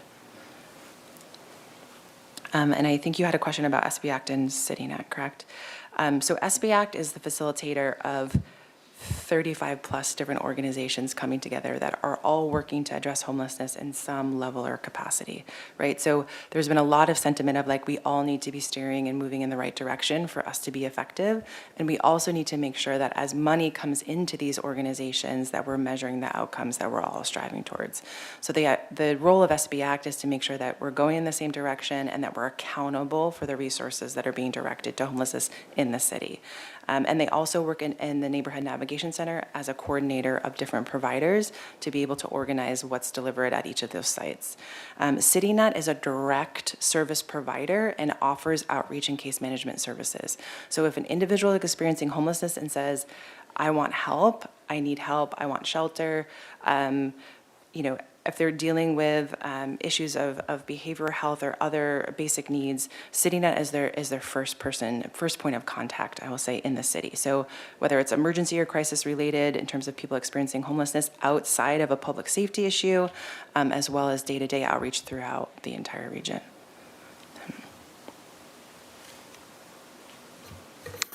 All right, Ms. Gutierrez. Thank you. Ms. Anderson, I've had a couple of emails and text messages from community members sending video clips of cities from outside the area and what they're doing with the homeless issue. And there was one city in particular that is going to send a one-way ticket to their homeless to the LA area. Can you speak about any information given when SB Act or CityNet interacts with some of the homeless here in Santa Barbara? Are they from the area, from the county? Are they coming from other areas? Mayor Rouse and Mayor Pro Tem Gutierrez, the percentage of people who are experiencing homelessness here, their last permanent address was here. So I think the last point in time count, it's usually around 72 or 73%. That has continued to be the case. I think during the summer months, we all have firsthand experience that the number of people from outside of the area tends to increase because they're coming through or traveling through. So we definitely experience that shift during the summer months. In terms of how we meet them where they're at and how we facilitate reunification if possible, we would never send or share or spend resources on a ticket that's one way to a city with no destination, no support system, no way to connect. It is in fact illegal to do that. And for us, the course of action is that if they say, I'd like to get here, I have a job, I have a friend, I have a family member, we actually vet that, make sure that it's confirmed before we, again, use resources to be able to get them to that location. So we call it reunification relocation, but again, a carefully vetted process. We also check several months after the fact that they've relocated or reconnected to make sure that continues to be the case. Thank you. My next question is for the chief. Chief, I know that you're in the room. I'm sorry to interrupt back there, but I just want you to talk a little bit about the department's experience working with the SB Act. I know that you have a commander that's in the weekly meetings, but if you could just share to the public now that you are fairly new to the department, just the experience and how, the officers feel about working with SB Act and the homeless issue here in the city. Mayor Rouse, Councilmember Gutierrez, I've actually spent a lot of time, time flies, it's now been 11 months that I've been here, going on a year. But I've actually spent a lot of time working with SBAC, and so have our, whether it's our community action team, whether it's Commander Casapas. I think that I would characterize our relationship better than it's been in the 11 months. We really are working hand in hand with them on all of the issues that we all face, and they're all interconnected. We've recently provided some training for SBAC, working, and I know typically there has been a narrative that, policing needs to improve de-escalation, which we have. And I think the great thing is that we've been able now to share our own experiences where we're dealing with some of those that are most volatile with their mental health issues, and sharing those experiences and helping SBAC staff and the different service providers to also be able to deal within those situations and help them have the tools that they need. Sharing our experiences with those that, use narcotics and some of the other things that they can look for, and so helping them feel better about their safety and their own abilities. So for us, like I said, I'd characterize our relationship with SBAC, at least in the 11 months that I've been here, and in talking with my staff, it just continues to improve and grow. How we work with CityNet and Good Samaritan and all of the different providers, and the open dialogue with the staff at SBAC. I regularly go on the monthly walks, which I think is super helpful because I've gotten to know SBAC and the providers as well, and visiting all the navigation centers and really working together to provide navigation centers that are safe for all of those that attend, whether it's our providers or those experiencing homelessness. So my long answer to your short question is I think our relationship with SBAC just continues to grow and improve. The more dialogue that we have and the more work that we do together, it just gets better and better, not just with the police department, with all the different partners that are part of it. So, Thank you, Chief. And the reason that I called you for this question was because we constantly get emails, or I get stopped, and it's, why isn't the police doing more? Why isn't the city doing more? And I think a lot of times we give these type of presentations, and because it's Fiesta Week and we want to get out, but having you sit here and answer these questions really helps the public explain your interaction. I said you're fairly new, but you're almost to the year, and you've been very involved in making sure that your presence is there, or somebody in the department, for the needs of the city. And thank you, Ms. Anderson, for coming with such great background on this issue. So I hope that the public gets a little bit more information after this meeting, that the city is very interactive in trying to help with this issue. Thank you. All right, very good. If there are no further questions, we'll go to public comment on this item. We have Landon Rank. Mr. Rank. Mayor Rouse, members of the City Council, my name is Landon Rank, and I'm the Associate Director with SB Act. I first just want to say thank you for your enduring commitment to this collaboration. Your willingness to focus on a partnership and seek long-term solutions has resulted in these gains that we've seen in the city of Santa Barbara, including the 11% decrease, which is inclusive of all of our vehicular, unsheltered, and sheltered homelessness. As we expand this collaborative to a South County-wide partnership, I just want to highlight a few aspects which Ms. Anderson has already touched on, but by focusing on the whole of South County, we'll be able to have a strengthened ability to prioritize those with the most need. We talked about the people that are moving throughout the different regions in the county, and we'll be able to talk specifically about those individuals by name with the people in each of the different municipalities together.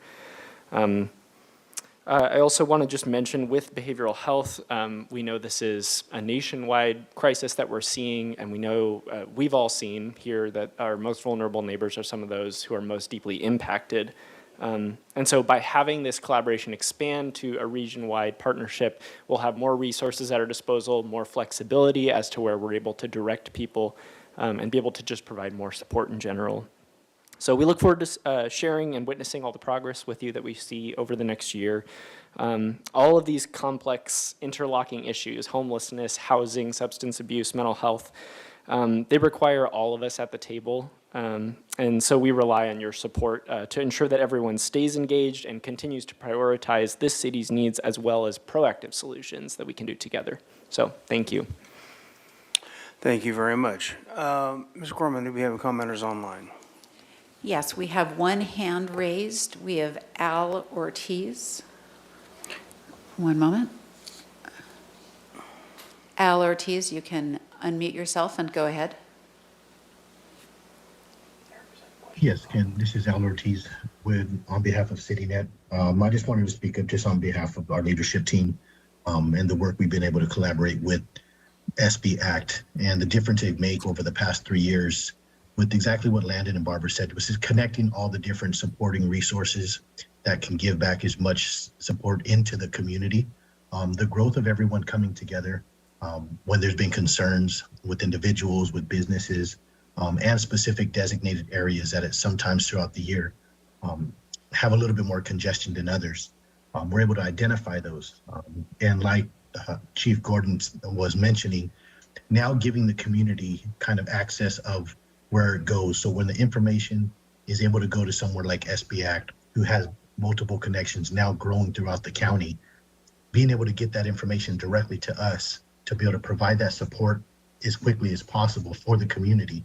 And then from there, as things at times, if we aren't able to de-escalate, at that point, we're able to get that information to PD because of the collaborations that we've all now have connections with in order to provide the resources for the need of whatever the concern is in the community. So just now starting to build that foundation that the community needs, kind of like Councilmember Gutierrez was saying, just knowing the amount of work and the people to put the faces to, right? I think that's one of the biggest things in the community when they have concerns is who do they go to? And even more, when you're actually able to put a face to the person or the resource that you're going to makes a huge difference just knowing that something is actually being done. So just wanted to provide the support to SB Act and the strong collaboration we've had throughout the years that I've been here with CityNet and before has made a big difference in our community and connecting us with multiple resources and agencies to provide the best support for the community. All right, thank you. Are there further speakers online?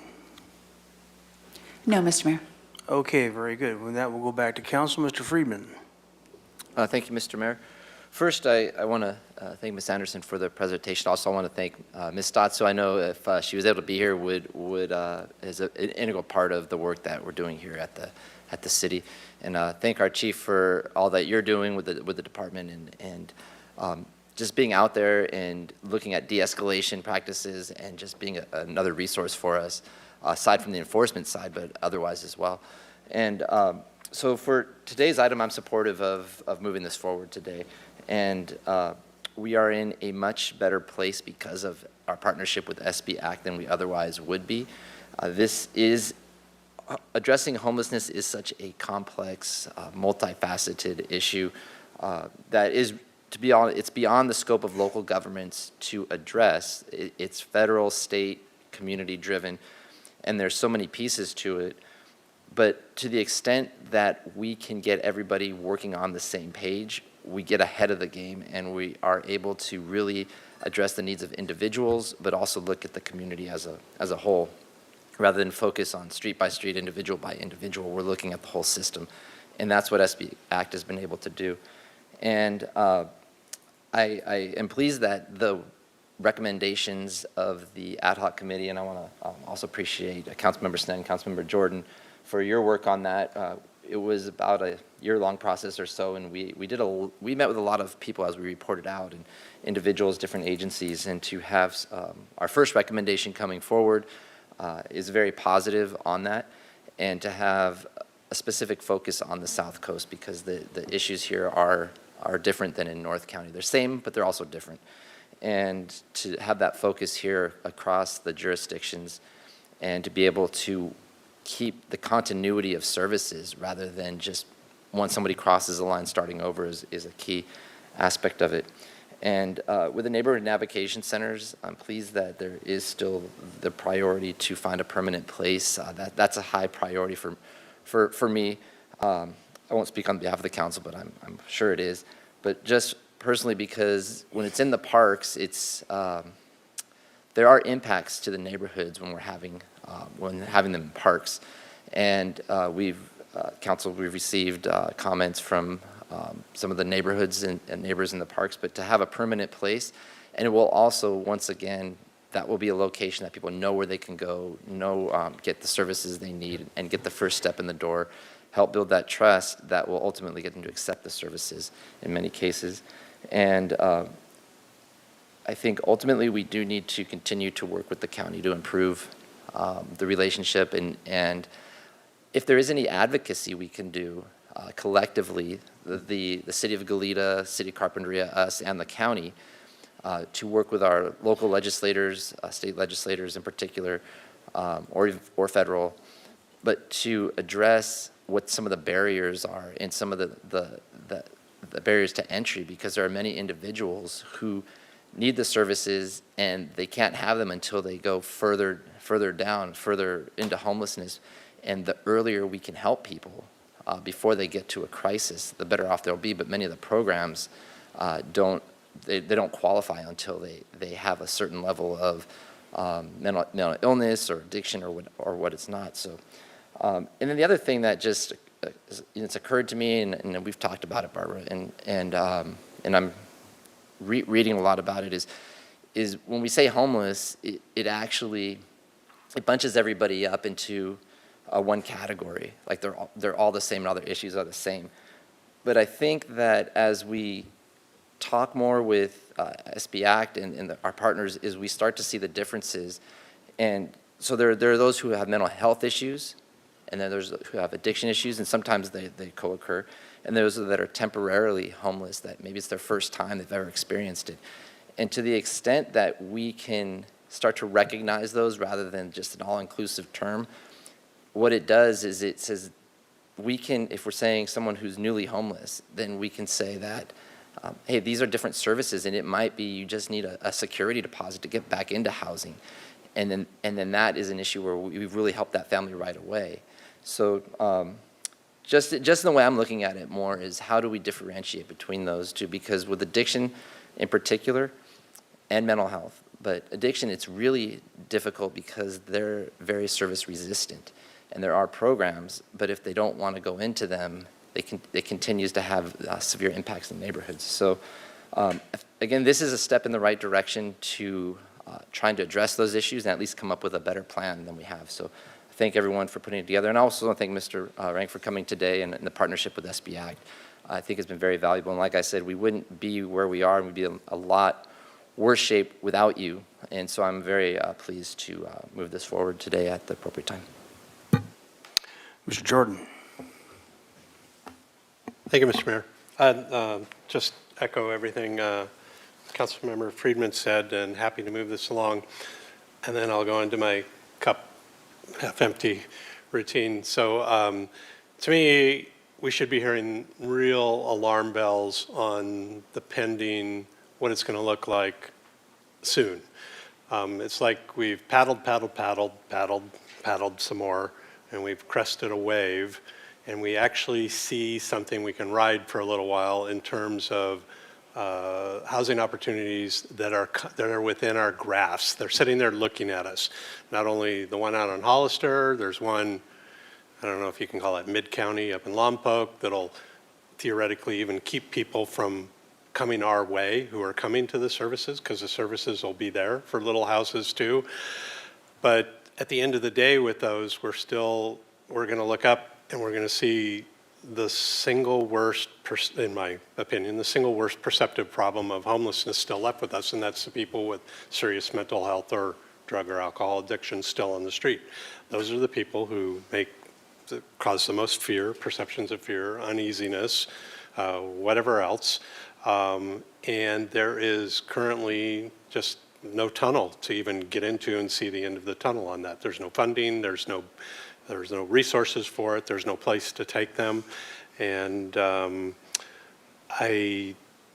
obviously, the answer does not lie with us.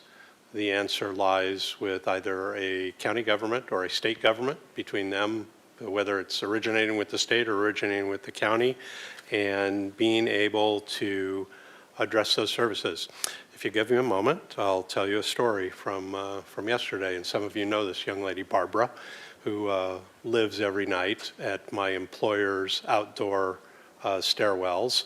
And I was driving up Alomar, going away from the Mesa to cross State Street yesterday morning, and Barbara was in the middle of the State and Alomar intersection attempting to come this way towards Ralph's and the old Ralph's and Lemon Tree Inn. 4 signal cycles. She was in that crosswalk. 4, that's like 15 minutes in, because there's traffic signals going both ways. Dragging a couple suitcases, looking lost in between moving one, then the other, talking to herself.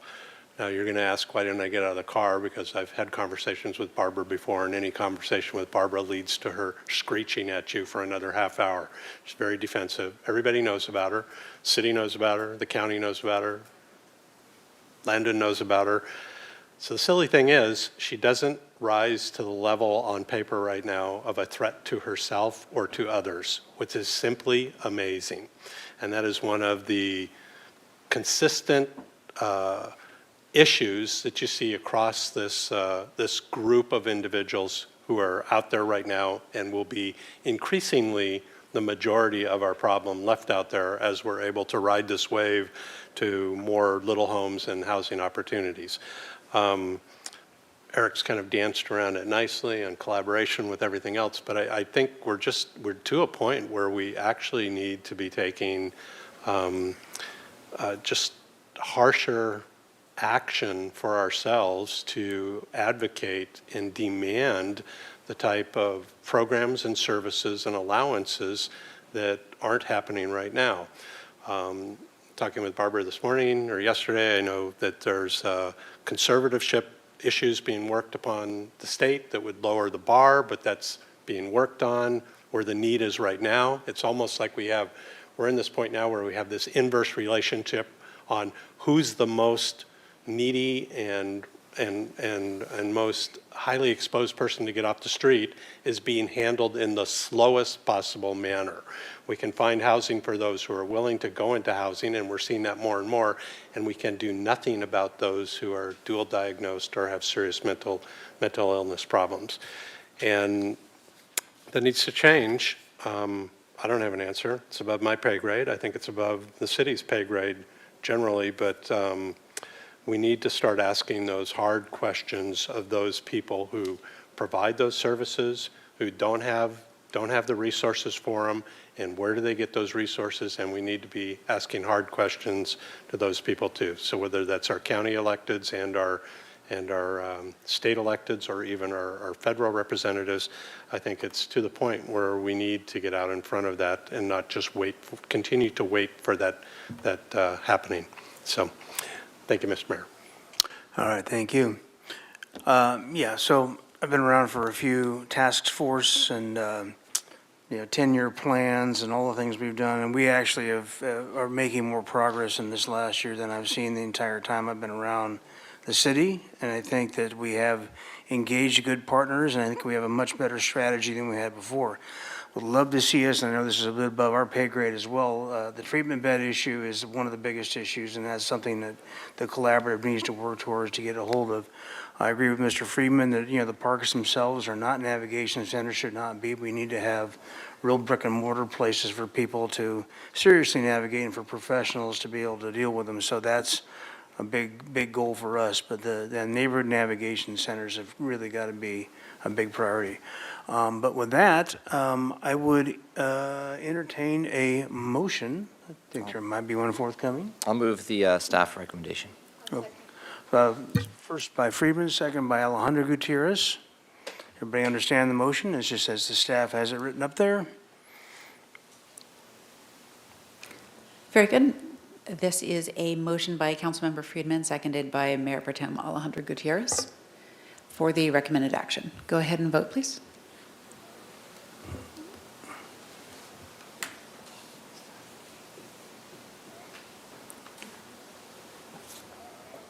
Very good, it passes unanimously. Thank you, Ms. Anderson. Okay, we'll move on to the next item. Very good. The next item I will read into the record, and then I'll move down to the staff table. And this is Advisory Group Guidelines and Update Resolution Recommendation Council B. Adopt by reading of title only a resolution of the City of Santa Barbara rescinding resolution number 1306 and adopting new advisory group guidelines.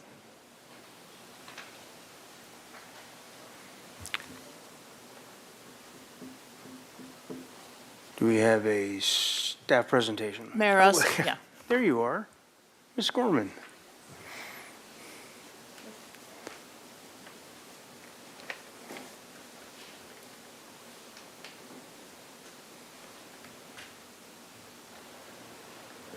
Hello, Mayor and Council. As you know, I'm Sarah Gorman, City Clerk Services Manager, here to speak about updates for the advisory groups. We will talk about a couple of things today. We'll do an introduction. We'll talk about a review process. We'll talk about some initial recommendations for Phase 1 and 2 of this project. We'll talk about Phase 3, next steps, and then have an opportunity for comments and discussion. So the city's advisory groups, also known as boards and commissions, serve to provide advice to City Council on discrete topics. The City of Santa Barbara takes advisory groups very seriously. We have over 40 of them. The city charter has created 11 of them, and others were established by council or by other measures. The guidelines for the advisory groups govern all the advisory groups, and they provide consistency to the public, to the members of those advisory groups, and to staff. And those guidelines were last updated 10 years ago. Here is the advisory group organizational chart. It has most of them, not some of them that are appointed by Parks and Rec, but you can have a sense of the extent of the program here. So we're reviewing these advisory group guidelines as part of Vision 2030, which, as you know, is a collaborative effort to identify challenges, evaluate options, and implement solutions. We're looking at this review process in 3 phases. The first one that's here for you for discussion today is standardizing and updating those advisory group guidelines. Phase 2, purview conduct and decorum training, that is in process, has been provided to a number of advisory groups. A few are still pending. And then Phase 3 is outreach to advisory groups and staff recommendations. So for these Phase 1 guideline updates, doing a couple of things. Updates related to legal changes and best practices. We want to ensure consistency across the advisory groups. We're updating the ad hoc or standing subcommittee processes, updating processes for agenda item requests, clarifying the process for advisory group liaisons, and updating diversity, equity, and inclusion language.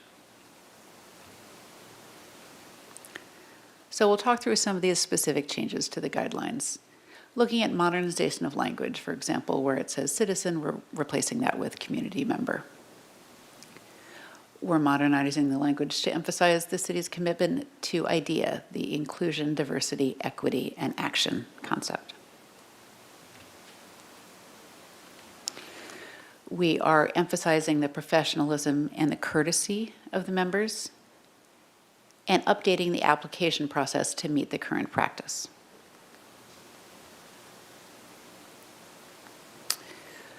We're looking at standing committee updates, so council would create any future standing committees within the advisory groups.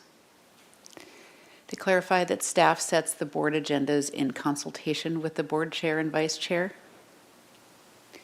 And the guidelines also govern appointments of board members as liaisons to other advisory groups. And just briefly, while we're talking about liaisons, to talk a little bit about the role of the council members, mayor and council, as liaisons to other advisory groups. As you know, you're all appointed as liaisons to various advisory groups, which is a really valuable role. And so in that role, the council members attend the advisory group meetings and report back to council during the council member committee assignment reports portion of the agenda on essentially large items that happened during those meetings.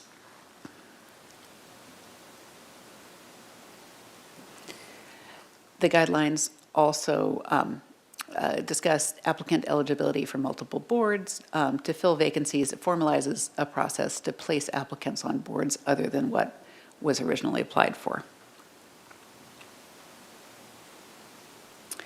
And there's a procedural update to clarify that meetings should be governed by the more modern Rosenberg's Rules of Order rather than Robert's Rules of Order.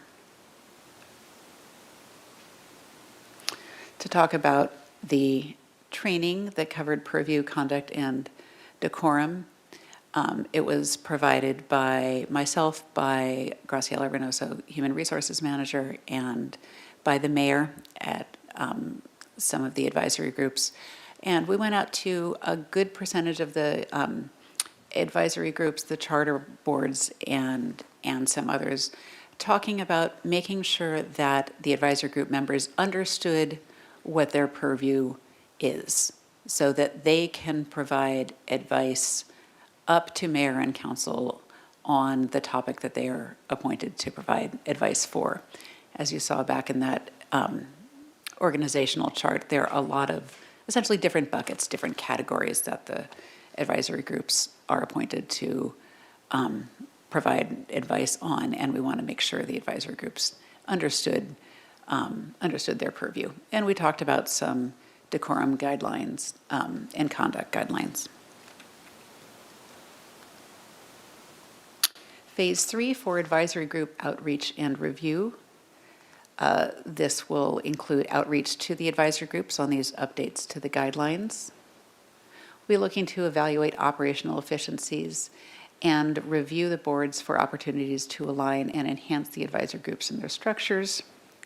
We'll then return to the Finance Committee and then City Council for discussion. So next steps, a few last boards will receive the purview and decorum training. We'll have staff review of advisory groups, and we'll return to Finance Committee and City Council. So the recommendation is that council receive this presentation and adopt by reading of title only a resolution of the Council of the City of Santa Barbara amending Resolution 13-6, setting forth the advisory group guidelines. And I'm available for questions. Thank you. Other questions from council? Ms. Sneddon. Thank you, Mayor Rouse. And I do have several questions. I'm going to try. My inhaler is on its way, so if I need to stop, but I'm going to go page by page through, if you have it in front of you too. So just starting on page 4, and that's the organizational chart. So it's also slide 5, if that's helpful. Just a few things I wanted to confirm. First of all, it's really great that these are being updated. I think really important. So on the organizational chart, I want to confirm that Arts Advisory is staying under Community Development. Is that correct?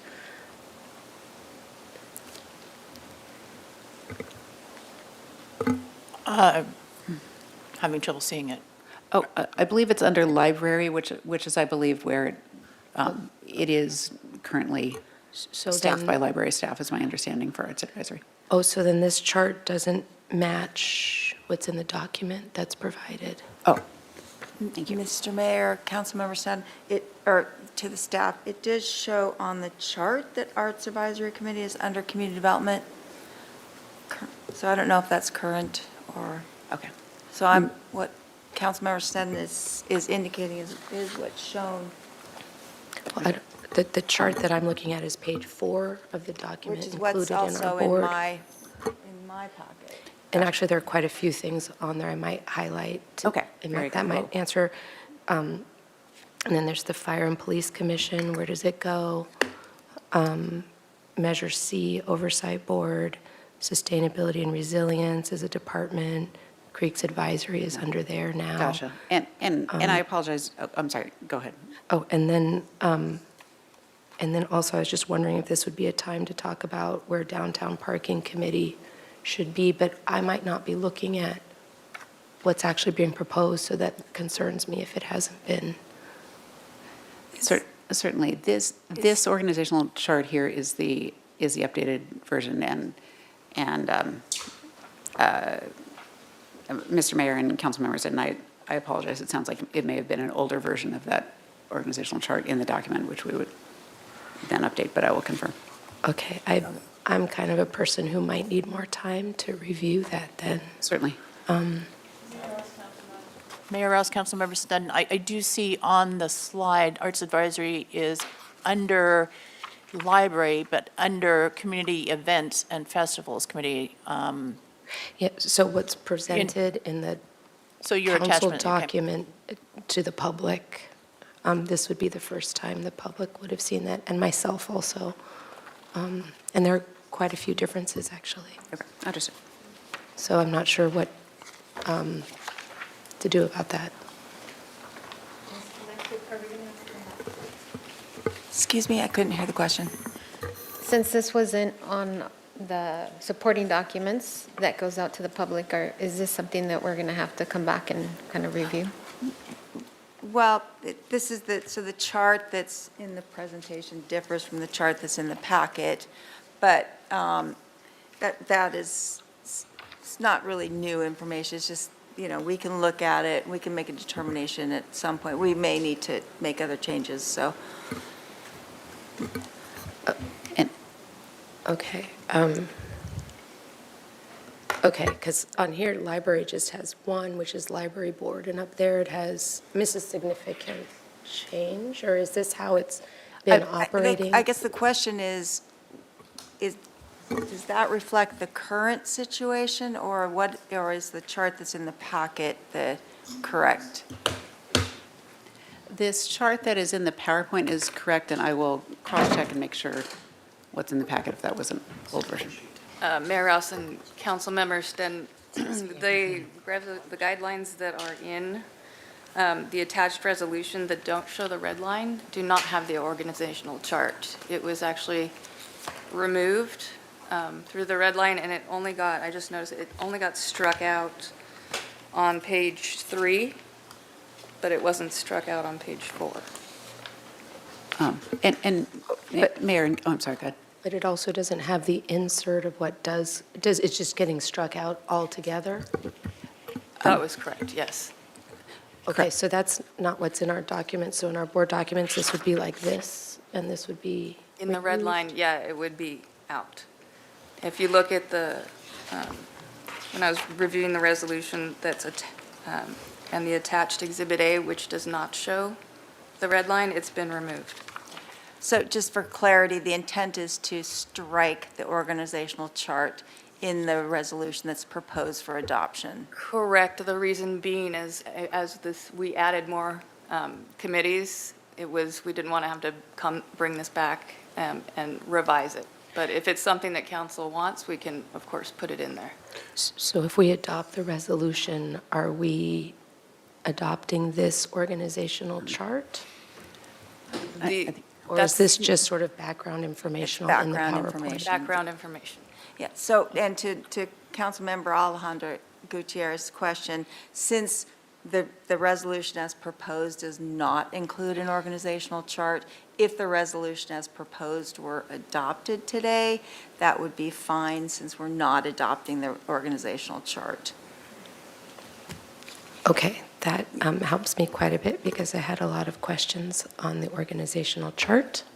So, Well, if I can interrupt just for a sec, so is it worthwhile to do a reset on this item, or to we just go ahead because, I mean, if it's been published, it is confusing, and we are trying to clean this up. Thank you, Mr. Mayor. It's a bit confusing, but we don't need to do a reset because of this, because the proposal that we're considering adopting does not include the organizational chart. The proposal is to strike the organizational chart from the resolution. All right, so Ms. Sneddon, you still have the floor. Okay. Well, okay, so I have some other questions too. So then, Or does that screw up your line of questioning? You want to no, come back? Or no, you that good? was, I mean, I Okay. had a lot of questions on that slide because it didn't seem at all updated or current with our situation. So that was going to be a big item. So then on page 6, and I'm just going by the board documents that we have. So in some places, we call them board members, and some board members, committee members. Could we just call them appointee everywhere? I think that was used somewhere else in there too, because it's, that's just a question, if that might make that easier. I'll just leave that as a comment. I don't know. And then there's where it says, where any board or commission requests to another agency that it come before city council first. And I wanted to ask, Water Commission or some other commissions are interacting with outside agencies pretty regularly. Does that come, is this the intention that any communication with a board and commission to an outside agency come to council?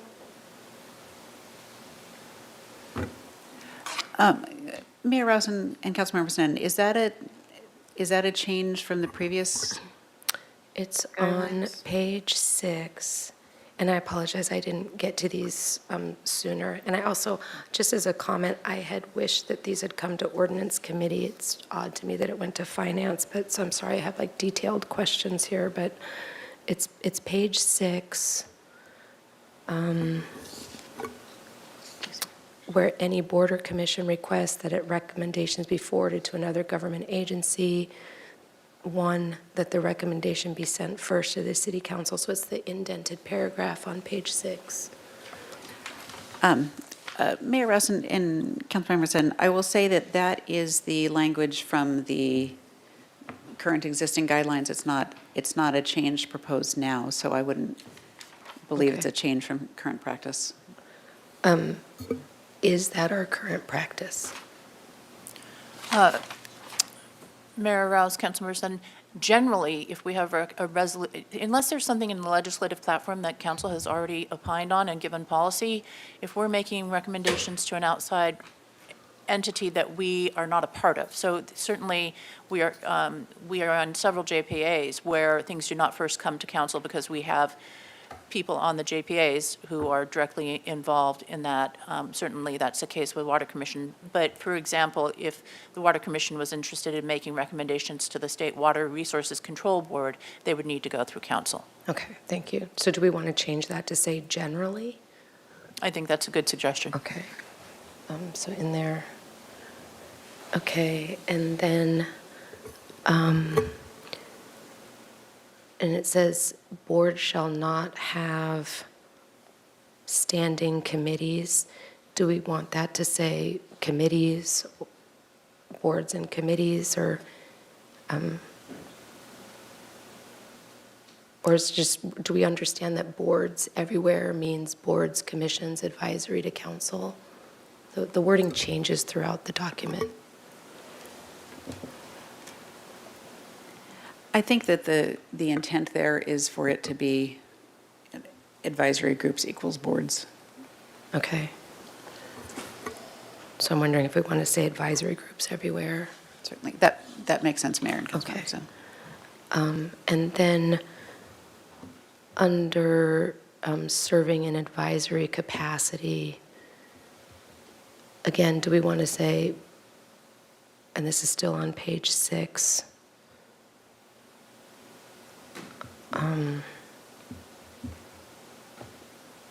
well, that's okay. We can let that one go. I think if we change then what we say about the boards and commissions.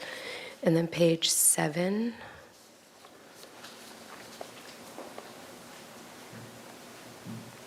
I think it says all of these things are available in the city clerk's office, but are they not also available, like the municipal codes and copies of the city ordinances are also available online? Yes, all those, well, I'm sorry, are we looking at yes, the resources are available at clerk's office and on the city's website. So do we want to add that? And are you looking at that first paragraph to learn about the roles and responsibilities at the top of page 7? No, I'm looking at where under ordinances. Oh, yes, Um, certainly that makes sense. I mean, it says, I mean, there's the uncodified, but also the codified. Copies of city ordinances, old and current, are available in the city's clerk's office. I'm just not sure you want people contacting you every time they want to look up municipal code. And Mr. Mayor and Councilmember Sutton, I'm not sure that the old ordinances or the uncodified ordinances would be available online, so I don't necessarily want to direct persons to. On that one, okay. Yeah. But on the current, But the, but it says compilation of all codified ordinances. Copies of city ordinances are available in the city's clerk's office. I don't know if you want to add or online. I don't know. Mayor Rouse and council members, then I think we could add some similar language. The online consultant that we use to codify our codes doesn't always get them up as quickly as they would be in the clerk's office, but that's language that I can tweak to Okay. direct people to the website. And then there's this addition of minutes shall be prepared as action minutes unless otherwise directed by the city attorney. Can you talk about that? Does that mean Planning Commission and HLC won't any longer have descriptions? Or what is the implication of that line? Mayor Rouse and Councilmember Sneddon, action minutes are similar to what we do at, still do at, say, HLC or ABR. It doesn't, the action minutes don't describe what every person says. What they are setting forth is, this is what the final decision was. And for example, HLC, and it says, and it has the findings and why they, and the facts that support that motion. And so that's what action minutes are. So is that doesn't mean it will just have the vote and the findings, but none of the discussion? Right, so occasionally we do for press, like Planning Commission, they're asked to give a recommendation or their thoughts or opinions as they've been directed by the city council to give their thoughts, in which case those minutes, you'll note, they actually have individual commission members' comments and what their position is on a matter. And that's what I want to retain. Yes. So that'll continue. Okay, I guess that was my question, if that was a change or not. Okay, and then page 8, scheduled vacancies.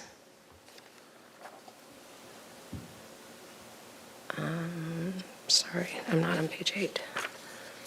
Scheduled vacancies. I don't know what my question was.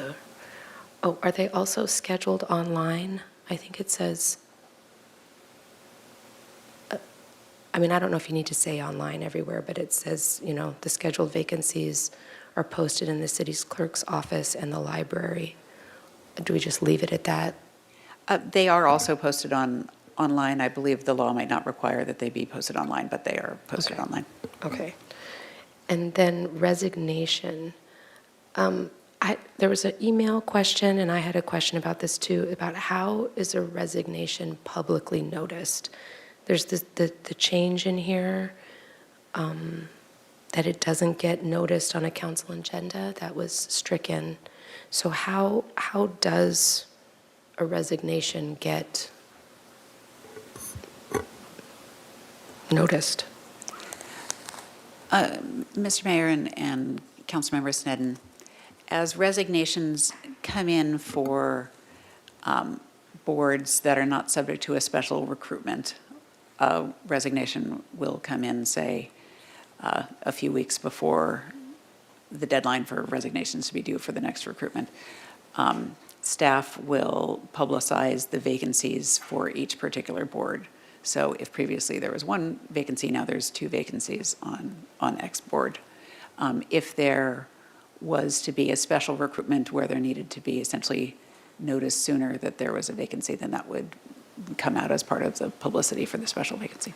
Okay. Does council get noticed if there's a vacancy? Mr. Mayor and Councilmember. Or resignation, Yeah, I don't believe as a routine matter, mayor and council is informed, but the individual board would be informed, so the council liaison would. Okay, presumably so be it doesn't aware. get publicly noticed, I guess that's, okay, which is fine. And then page 10, under interviews, so do we want to also say that when we're applying to more than one group, that we're requesting a priority? We talk a lot here about how you can apply for one group, more than one, you may be asked to apply for more than one. Do we want to say in here specifically that if you do apply for more than one, or, since we're going into this detail anyway, I don't know.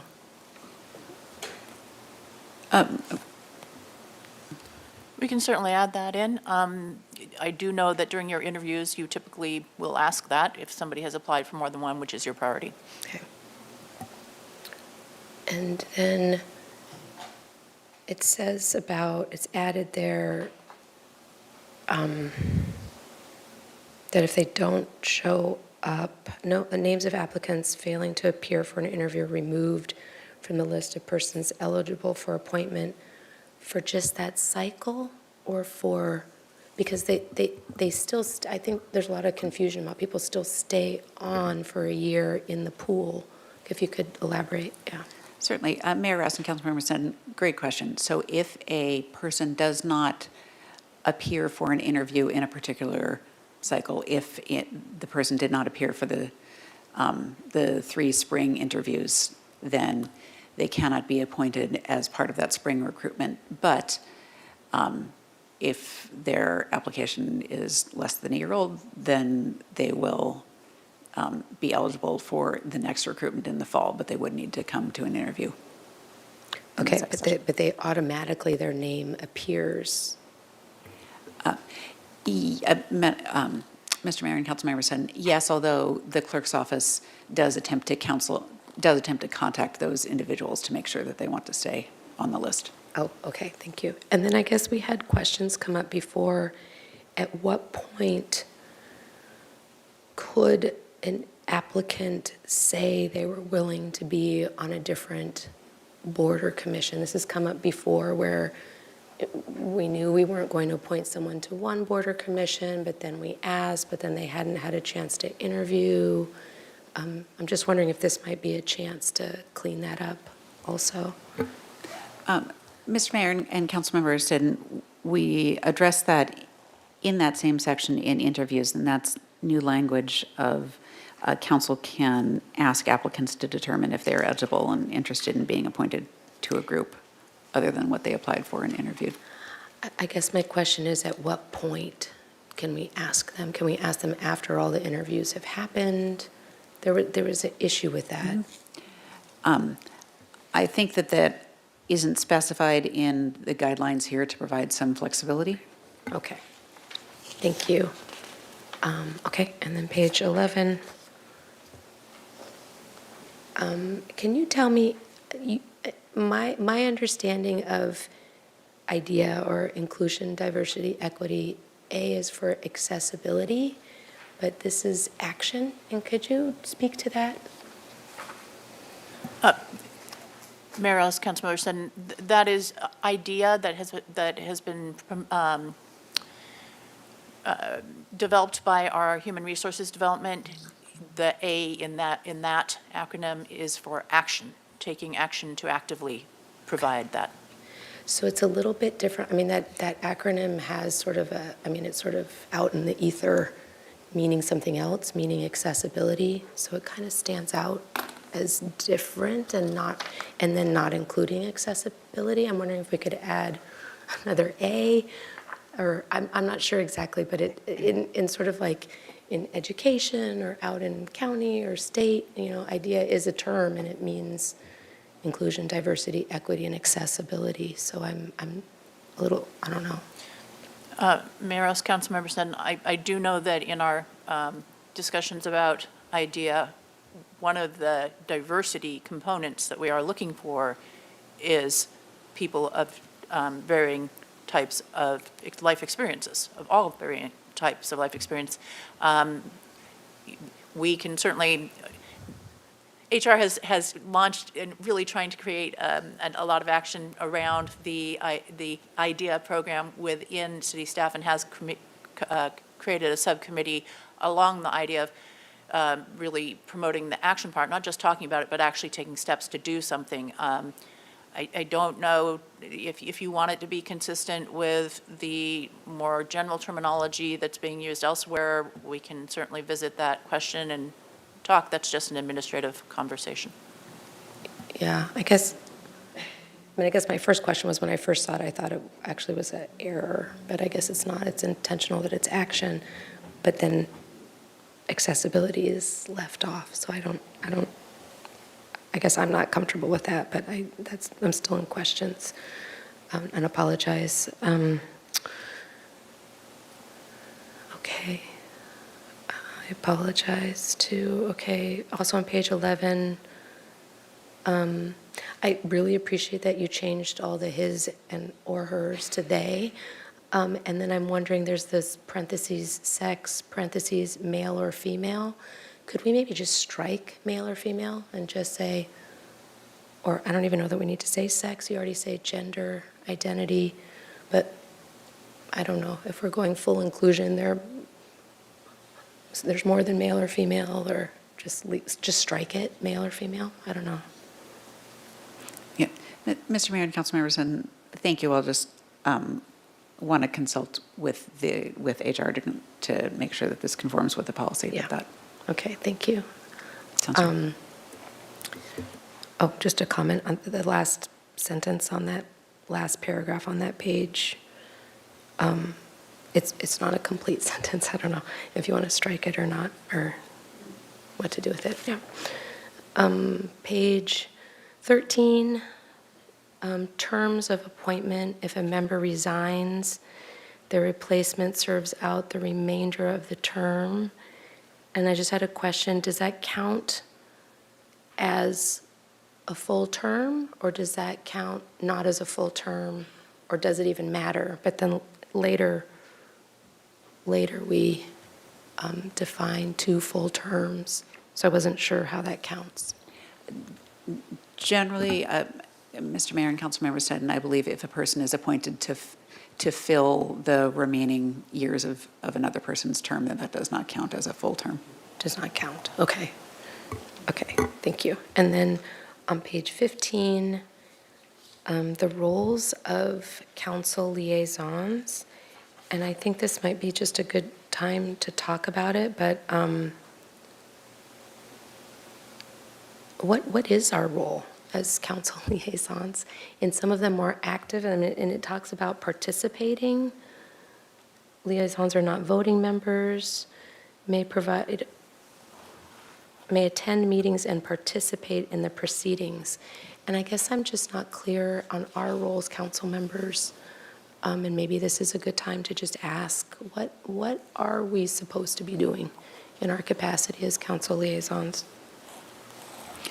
Mr. Mayor and Councilmember Seddon, the role is essentially, as you were describing, to be attending those meetings, listening, to report back to all of council and to the public during those council member committee assignment reports about the larger items that the advisory groups are handling.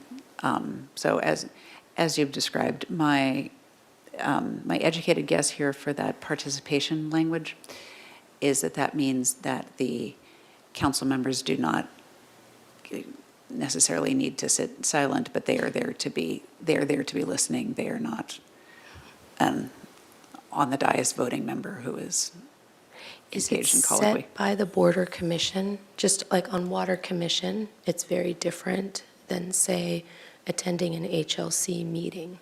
And then are we to turn in like public speaker slips to, I just want to be really clear, not breaking any rules and what participating means, not voting, but, and for all of us, I think. Mr. Mayor and Councilmember Seddon and Ms. Ossinger, feel free to jump in if you wish. I would presume that each advisory group can set their own essentially procedural rules, but the same guidelines apply across the advisory groups. Okay. So it's sort of at the discretion of the advisory group, how they want. Yeah, how they administer. Invite. Okay, thank you. So we can leave that as that. And then on page 19, it just says, under provisions, all meetings of city boards, commissions, committees, and groups are to be open and public.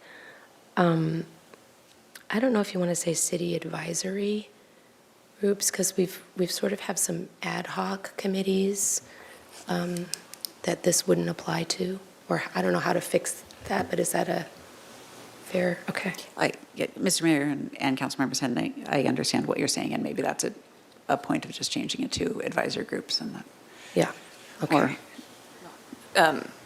Mayor Rouse and Councilmember Sten, one of that languages is we were also trying to distinguish between when we have creations of standing committees, they're subject to Brown Acts, which is different than when the staff creates working groups. So perhaps I can put some language in there, like as required under the Brown Act, just to make that a little clearer. Yeah, thank you, because, yeah, it's almost too broad. Okay. And then I'm almost done here. On page 24, conflict of interest. And so I think this might be a good opportunity, or I'm just going to ask to make it clear for recusal. When someone needs to recuse, and I don't know if it's a different level, and so I'm going to ask a different level for advisory boards versus council members, but and you can clarify, I seem to remember that if you're recused from something, you can't have any discussions about it, not in the press, not with other people. You're not to influence anywhere. Is that the or maybe you could tell me what is the burden of recusal? Mayor Rouse and Councilmember Sneddon, it's very dependent, in fact dependent, as we apply the FPPC regulations. For example, in some cases, you can step down from the dais and sit in the audience, whereas normally you would have to totally recuse yourself and leave the room. As you know, when you recuse yourself on consent items, you're allowed to remain on the dais. So I hesitate to answer it explicitly because it's when we do that analysis and we advise boards or commissions, or the FPPC offers their free advice, that they're looking very factually specific. Fair enough. I didn't know if there was a distinction, so that helps. It's case by case. And then whose responsibility is it to determine if there's a conflict? Is it the individual themselves? Do they ask? I know there's been some times where maybe a board or commission member asks the city attorney's office, sometimes very lengthy analysis, look at my 300-page trust and tell me if I have a conflict, perhaps, or whose responsibility, and do we need to put that in here? Councilmember Sneddon, it's ultimately, we as staff and attorneys don't know the factual situations, so we look to our boards and commission members to approach us, and we can either assist them with FPP advice, or we can advise them to contact the FPPC hotline, which is available. We could put something in there, I suppose. I thought the language was in there about the FPPC hotline. There is that it's available, but I was just for myself wondering who is the responsible party, I guess, and maybe you don't want to answer that here and now, and maybe it depends, I don't know. Ultimately, the advice that we give as staff, if it's wrong, it does not protect you from liability. That's why we ask for formal opinions from the FPPC. That's helpful. Mayor Rouse, Councilmember Sutton, I do think adding something into this section about disqualification to make it clear to our volunteers that they are primarily responsible is a good idea and a good suggestion, and we should add that in.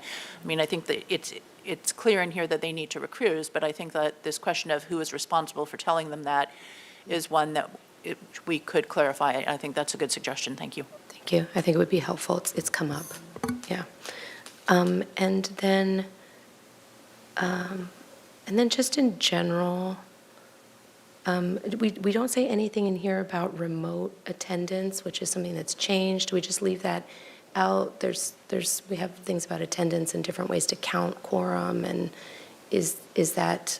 I would think we specifically didn't address that, as we want individual board members to come and seek advice from staff on that, particularly as the laws are changing.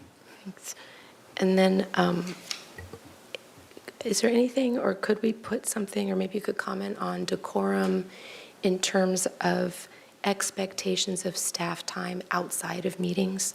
You know, I didn't see anything sort of that you might have a commissioner that's sort of really overusing staff time, and if that is part of decorum, or you just sort of hope for the best, or Mayor Rouse, Councilmember Sutton, we can certainly try and figure out a place to put that or into the trainings. It's also incumbent on the staff to be able to say no, and certainly the guidance that we have given is if it's something that can be easily achieved in response to an individual council member, then do it. But to undertake substantial work or research, that it comes either at the direction of the city administrator or at the action of a majority of the full council.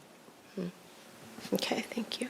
And then I guess I sort of asked it before about why this went to finance, and then maybe if in the staff report it doesn't say there's a fiscal impact, there's no reference really to the fiscal, so maybe you could describe why it went to finance as opposed to just full council or ordinance.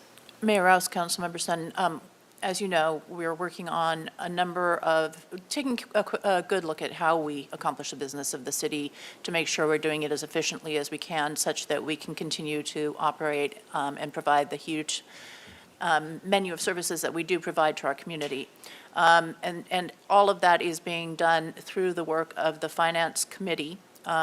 The fiscal impact here is hard to quantify, although we are trying to gather more information about the financial impact of having staff for 40-plus boards and commissions. But for every Brown Act meeting that has to happen, there is probably at least 10 hours of staff time that goes into the preparation of the agenda, the noticing of the agenda, the taking of minutes, the posting of minutes, the adoption of minutes. So all of those are very time-consuming on a staff basis, and so a big portion for the reason of really requiring that council be the one who sets the determination for when you are adding Brown Act committee meetings to the workload of your staff is that that gives some financial control. The other real issue that isn't a direct financial issue but could have exposure for the city is that a proliferation of Brown Act subcommittees and Brown Act committees increases the likelihood for violations of that Brown Act, which has liabilities both for the entity and for the individuals. So it's partly also a risk measure, both of which are linked to the financial portion, which is why it went to the Finance Committee. Okay, so the one big change about the formation of standing committees or subcommittees, that's the main financial part, because most of this is like decorum or procedures or different. Correct. I mean, I think both the decorum and procedures also links back to a financial, in that if you have people acting in a manner that is in violation of our sort of standards and actually legal standards for discrimination, harassment, and so forth, there's also again, another risk component to that, and another reason for linking that in here. Okay, Thank you for your patience in answering my questions here. Thank you. Mr. Jordan. Thank you, Mr. Mayor. Phase 3 is not here yet, right? I'm sorry, Councilmember Jordan, I didn't. Phase 3 is not here yet, right? We're still in Phase- phase 2. Correct. So just a kind of a conceptual question. I realize all the heavy hitters are charter-based, but even the charter language is sometimes ambiguous. And I would contend that probably the on-the-ground scope and also capabilities of many of the more technical Border Commission members have both accelerated well past the charter language. A few years ago, for example, if you looked at the Water Commission, it was mainly a group of people that had been there for a long time and mainly were just a report-out group from staff to the Water Commission. And at that time, then there was a little turnover and you had 2 regional board members, you had Dave Davis, you had a Bren doctor on there all of a sudden. And the capabilities of that commission was just exponentially improved in terms of talent level and, of course, corresponding interest levels. And Dave Davis led a process with the former city attorney, so I don't really know that anybody in the room is still available as to what that looked like, where they reviewed their roles and actually in that particular case came out with a 2-sided document that was semi-specific. More so, it was kind of like a definer of the everything in this area in the charter, then helping define that. And it also was able to capture interests of the committee members who were, just in my opinion, I was one of them, were bringing a new and kind of more specific look of engagement with the public and interest level with certain things where before maybe historically they'd just been report out. So long context, and my real question is, when we get to phase 3, is there any intent so far to involve particularly the commission members, so Airport Commission, Waterfront Commission, any other commissions, but those 2 stick out to me, in that type of process to both capture their talent levels and acknowledge that things they have to worry about today, they didn't have to worry about 20 years ago, let alone 50 years ago or 1,000 years ago when the commission was done. Does that make sense as a question? Mr. Mayor and Councilmember Jordan, yeah, yes, it makes sense. And the group will very much be looking at, the group of staff that will be looking at the different advisory groups will be looking at the different boards and commissions, looking specifically at each individual one. And I think they'll definitely be looking to find some sort of happy medium so that the board has adequate procedures, how do I say this? That that each board is going to be looked at individually, and we want to make sure that how it is treated is flexible enough to handle both the challenges today and possible persons that are on the boards now and later. So looking individually. I'll just tell you anecdotally, I think there's a desire for what I just described, maybe not quite described as well by you, less procedures and more evolutionary participation, at least with several. The Planning Commission does this really well because they're like the top dog in the power chain, and they frequently get into this area and are allowed to, and we morph ourselves and evolve. Some of the others not so much, but I get feedback in one in particular that I'm liaison to, another in particular that I know several people pretty comfortably that are on that commission also. And I think there's just a natural desire when we place people whose talents have evolved more to be more complementary to their interests, that they also want to bring more to that position. And so I guess I would just encourage this process to recognize that and not just fall back on what the box has been. Okay? Thank you, Mr. Mayor. Mr. Friedman. I just have a clarification on, because it came up, was on page 19 under the provisions, where it says all members of city boards, commissions, committees, and groups are to be open and public, and all persons are to be permitted to attend any meeting.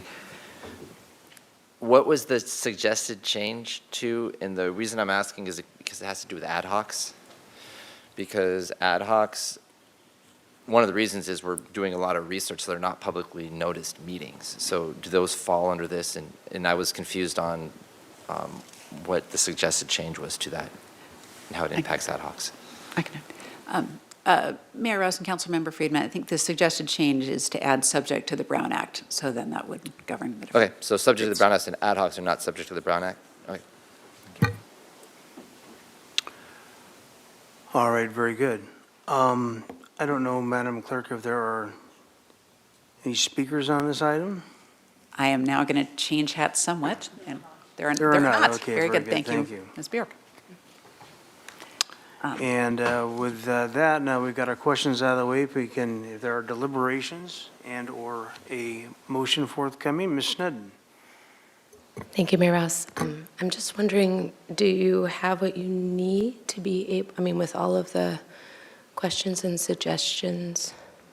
Yes, thank you, Councilmember Sutton. Mr. Mayor, there's quite a few revisions that have been suggested, and I don't know if the council is in favor or, you know, how the rest of the council feels about those suggestions. But we would like an opportunity to go back and make some of those suggestions and incorporate them into the guidelines if the council is in agreement with those suggestions. A majority of the council is in agreement with those suggestions. So in that case, Madam Attorney, would you suggest a direction to do that and bring it back to us? We would like a motion from the council to direct staff to incorporate those revisions into the guidelines and bring it back. Okay, would for- it be the for pleasure of further this action. council? So moved. Moved by Snedden to do exactly that, which would be direct staff to come back with the suggested changes. I'll second that. Second by Friedman. Any further comments on the motion? You guys all commented out? Okay. Let's have a vote. Very good, and that was a motion by Councilmember Snedden, seconded by Councilmember Friedman. As described, please go ahead and vote.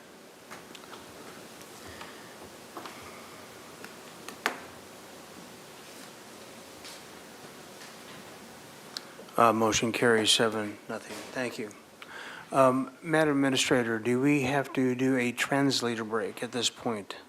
Mayor Rouse, I have not been notified that we do, but I think it might be great to take a very short break as you have all been sitting here for a while. Okay. Let's do back here quarter of. S'il vous plaît.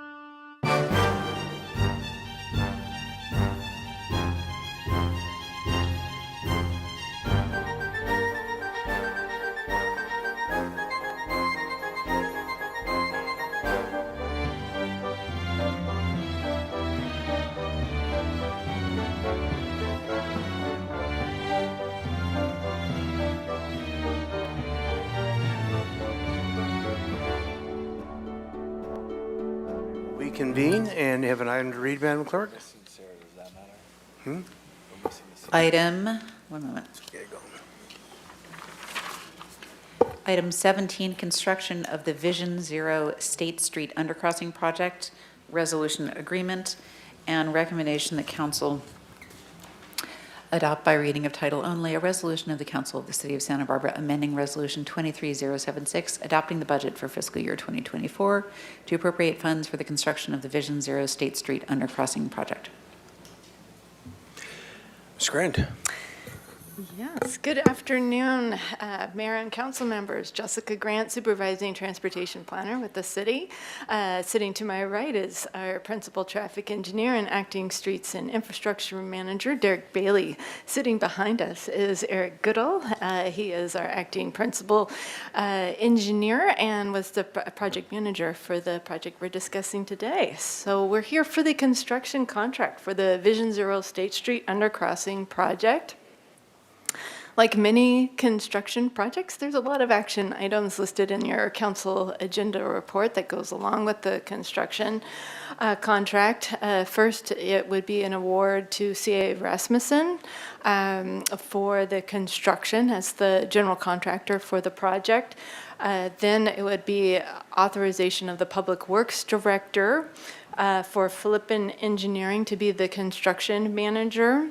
We have some specialized work associated with the project. It's sole source contracts for ironwork and column tile work with Dave Shelton and Upton Construction. The design engineer for this project is Bengal Engineering. It's common for the design engineers to follow the project through as for design support as necessary during construction. And then finally, there is a freeway maintenance agreement associated with this one. That's for the city administrator to go into the contract for this particular agreement because of this being an undercrossing under the Highway 101. There's certain portions of the project that we would need to maintain in the future. And we will revisit this recommendation again at the end of the presentation, but I want to go over the project purpose and project background and also include illustrations of the future undercrossing. So this is an image of the existing undercrossing. It is from the waterfront side. So as far as for streets where the undercrossing spans is the intersection of State and Gutierrez and then State and Yananali. So this is from the waterfront side looking towards downtown. This was constructed in 1991 with the Caltrans Crosstown Freeway project.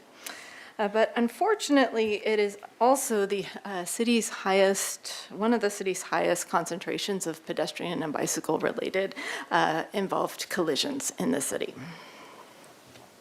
So the purpose of the proposed project is to address the collision history that we see in this undercrossing area. How we do that, we provide wider sidewalks, more comfortable sidewalks, widened bike lanes, protected bike lanes, really to make it safer for all road users and really better connecting our two most active transportation neighborhoods, which is the downtown and waterfront. The project also includes enhanced lighting and safety enhancements, landscaping, and innovative design details, really to make this undercrossing an inviting space for those traveling between our two gateway neighborhoods. The proposed roadway will be reduced one lane of travel, and there will be a center flush median for emergency access. This is a map of the city's collision history. This particular was a snapshot on time between 2008 to 2017. Everywhere where you see a color represents collisions, with red being the highest volume of collisions. So if I were to hover over the undercrossing area, that's where, again, we have seen a high volume of collisions. When we dive into the collision details, there's two primary collision patterns that we see. The first is at this intersection of State and Gutierrez, and that has a pattern of vehicles colliding with pedestrians. And then we also have under the undercrossing with vehicles versus cyclists traveling through the undercrossing. So besides the collision history, we've also had a lot of robust community outreach efforts over the years, one of them being the bicycle master plan, and even before that with the pedestrian master plan. We have heard many times to just strengthen the connection between the downtown and waterfront neighborhoods and really to make those connections safer and stress-free. Also in 2016, City Council adopted the Vision Zero policy, which is a goal to eliminate severe injuries and fatalities in our roadway. And subsequently, City Council adopted Lower State Street as one of the higher priority corridors to address collision patterns. There was a community charrette for this undercrossing in 2017 to look at, besides the safety elements, it was the beautification of this undercrossing, but what was loud and clear was all of the mobility issues. So it was back in 2018 we received council direction to move forward with the safety-related project, apply for an active transportation grant, and the city was successful. In 2019, the California Transportation Commission, they're the ones that oversee the active transportation grant program. They allocated funding for design. The overall the funding for the grant was about $4.7 million. And then 2019, the City Council appropriated the grant funds for Bengal Engineering to do the design. As a sub to Bengal Engineering, there was Jeff Shelton, an architect, to help with some of the architectural related items associated with the project. So basically, the past few years, we've gone through design review through the Historic Landmarks Commission.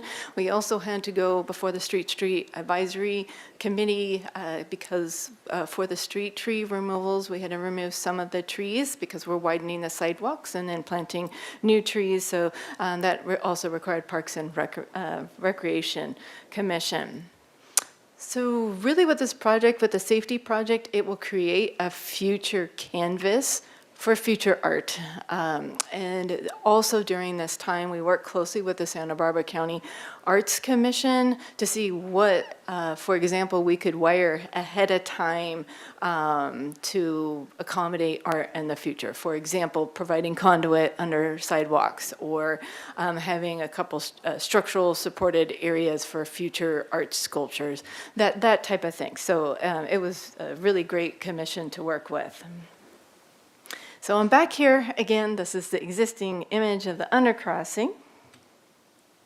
And this is what is proposed. Again, looking waterfront side, looking towards downtown. Essentially, we widen the sidewalks, widen the bike lanes, and then a one-way or travel lane in both directions with that center median for emergency access.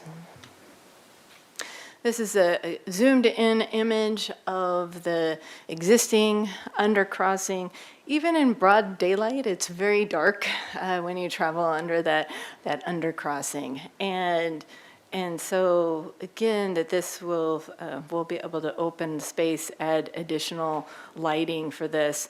Incidentally, we did do pre-pandemic volumes for pedestrians that were using the facility, and it was about 12,700 pedestrians using this undercrossing on the weekends, which was the same volume of vehicles.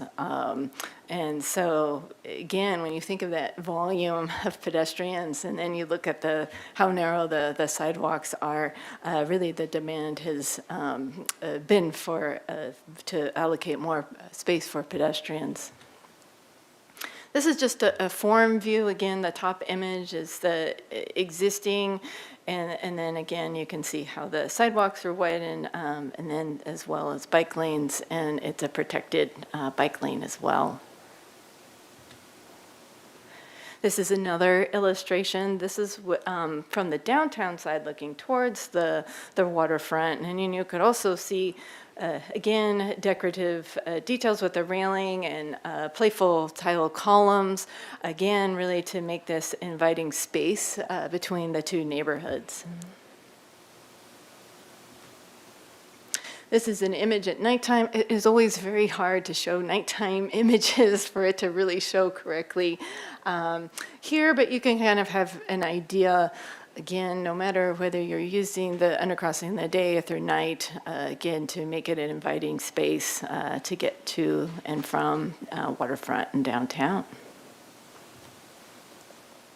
So I've talked a lot about the undercrossing itself. We will be making intersection improvements. These are just two existing images of the intersections of State Gutierrez and State and Yananali.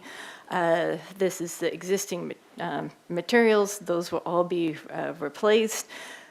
We also, we are moving the curbs out, so pedestrians crossing this intersection will have a much less, or they will have less exposure in the right-of-way when crossing these intersections in the future. And then working with the Historic Landmarks Commission as far as what the pavement materials would look like, it's basically a concrete style pattern. There was a lot of right-of-way improvements that went in with the Hotel Californian. This is just an image at State and Mason. And this is what the Historic Landmarks Commission wanted us to continue through the intersections for State and Yananali and State and Gutierrez. So that brings us back to the recommendation to move forward all the items that are outlined in the council agenda report. The construction for this project is about 18 months. The reason for the longer construction timeframe is because of the pedestrian volumes, cyclist volumes, and vehicles, we have to keep one side open for construction. So we'd be constructing one side at a time. With that, oh, and then I also wanted to mention that we will continue our community outreach through, from pre-construction all the way through as well. And that concludes my presentation. Happy to answer any questions. Okay, back to council for questions. Mr. Jordan. Thank you, Mr. Mayor. Hi, Ms. Grant. On that sheet, I think it's maybe slide 11, those little posts that are in the middle of the buffer of the bike lane, are those actually solid posts permanently put in? Council Member Jordan, through the mayor, yes, those will be a solid post. It will be similar. Let's see, I know, they're like, we call them the chess pieces. They're a little bit beefier than the ones on Coda Street. We have some of the chess pieces on State Street at some of the existing intersections in the temporary promenade. So we've seen, I guess, I'm just doing the math in my head on at least coming out of the underpass going to the water. You probably are going from effectively on the ground without those posts from like 5 lanes to 4. Does that sound, give or take, from a layman's standpoint? And so I've seen some chatter in the emails about pinch point, if people need to get away from the waterfront or something. And so you effectively, with that protection of the bike lane on each side being a permanent post, you effectively take away whatever, 1.5 or maybe 2 bike lane or 2 vehicle lanes. If for some reason you need to route the entire traffic going away from the water, is that a consideration? Yes or no? Does the protection of the bike lane kind of get over the issue of how much space do you need to route traffic away from the water in the event of something? Yeah, that's I'll take that one. Yeah. Mayor Rouse, Councilmember Jordan. From a traffic capacity perspective, what we're really concerned about is at the intersections. So at Yananali Street and then at Gutierrez Street as you're heading away from the beach. The lane configurations at Gutierrez is not going to change. So there's still going to be a left turn lane to turn west on Gutierrez to go down towards Chapala. There's still going to be a through lane to go north. That's where your capacity is. It's not so much in how many lanes we 'Cause have. They pinch there, don't they, compared to under the underpass? That intersection can't be as wide as it is under the underpass, can it? It's a consistent width right now, and there's a lot of excess width along the western curb line. So we're going to use up that excess width so that the lane configuration going northbound stays the same. Okay, and then I agree with you on your nighttime depiction of lighting. I'm just kind of concerned after the fact. When I look at the slides, even on that prior one, slide 12, on what it looks like in daylight, still looks dark to me, and obviously what it looks like in nighttime still looks dark to me. So, you know, if effectively when we get on the ground and you actually see what it looks like when it's out there, does the system have the flexibility, or is it configurable then that we can bring more wattage in and lighten that area up rather than have to like chop concrete out and run all new electrical lines? Yes, that's accurate. And we hired a lighting expert to evaluate this for us and run all the photometric calculations. So in addition to the lighting, the under deck bridge lighting that's there right now, each of the decorative columns is going to have lighting shining down on them. So that'll light the sidewalk area, underneath the bridge areas. These decorative features you're looking at right now, flower petal looking, each of them has spotlights shining down in every direction underneath that'll illuminate the sidewalk areas and the roadway in the vicinity. So we think our lighting expert did a really good job with this. Okay, we'll find out, right? I mean, I don't know. But yes, there's the flexibility. I asked for the agreement with Caltrans just so I could see who had what responsibility for landscaping. I just know right now we have more landscaping than we can take care of anywhere in the city. And those planters that exist there right now are frequently either butchered or overgrown, one or the other. They're never like just kind of maintained, because they're like me at home. Just go crazy and chop everything back and go away for 6 months. But will we be, that's the landscaping, particularly when you're coming up out of either side. Will we be picking new, I mean, that picture right there would be new landscaping. Will we be picking new landscaping that's both more attractive than what's there right now and easier to maintain? Yes, as far as, and again, Mr. Goodall could add, but yeah, we're maintaining some of the vegetation, but it is also a refresh. Although we had a good rainy season last year, we've also been plagued with years of drought as well. So the landscaping is looking very tired. So it will have a refresh for that. And then, of course, we will have trees, but this is all that the city would maintain. I can add to that. The existing landscaping there, it's part of the approved landscape plan in EPV. So what's there is getting refreshed, as Jessica said, to replace trees that are not faring well, as well as some of the ground plantings that are not faring well. And currently the irrigation system is non-operable.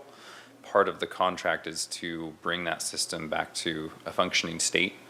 And then there will be a period of time where the contractor will have to maintain that area, after which it will come to the city for maintenance.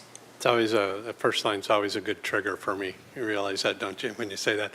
So when you're coming up from the water, you go down the underpass and you come up, there's a whole section there that borders the parking lot, which is constantly a mess, constantly overgrowing into the sidewalk, but also is a home for trash. I mean, when I've done trash pickups, I can fill up 2 whole bags just working in that section of the parking lot from the corner down to where it abuts the freeway.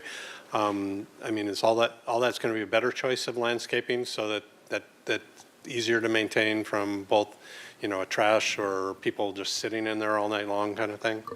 I think what you're referring to is the like, landscaping for that specific parking lot. I want to say they're bougainvilleas, but I don't know. There's something with a red flower which is just ugly as heck. And but people live in there sometimes, and trash accumulates, and then they have long branches that somehow poke through the railing and cut the sidewalk down in half sometimes. And it's on the parking lot. It's on the parking lot level above the sidewalk. Yeah. Yeah, so the scope of this project's landscape is just to the raised planters Okay. that are within the corridor.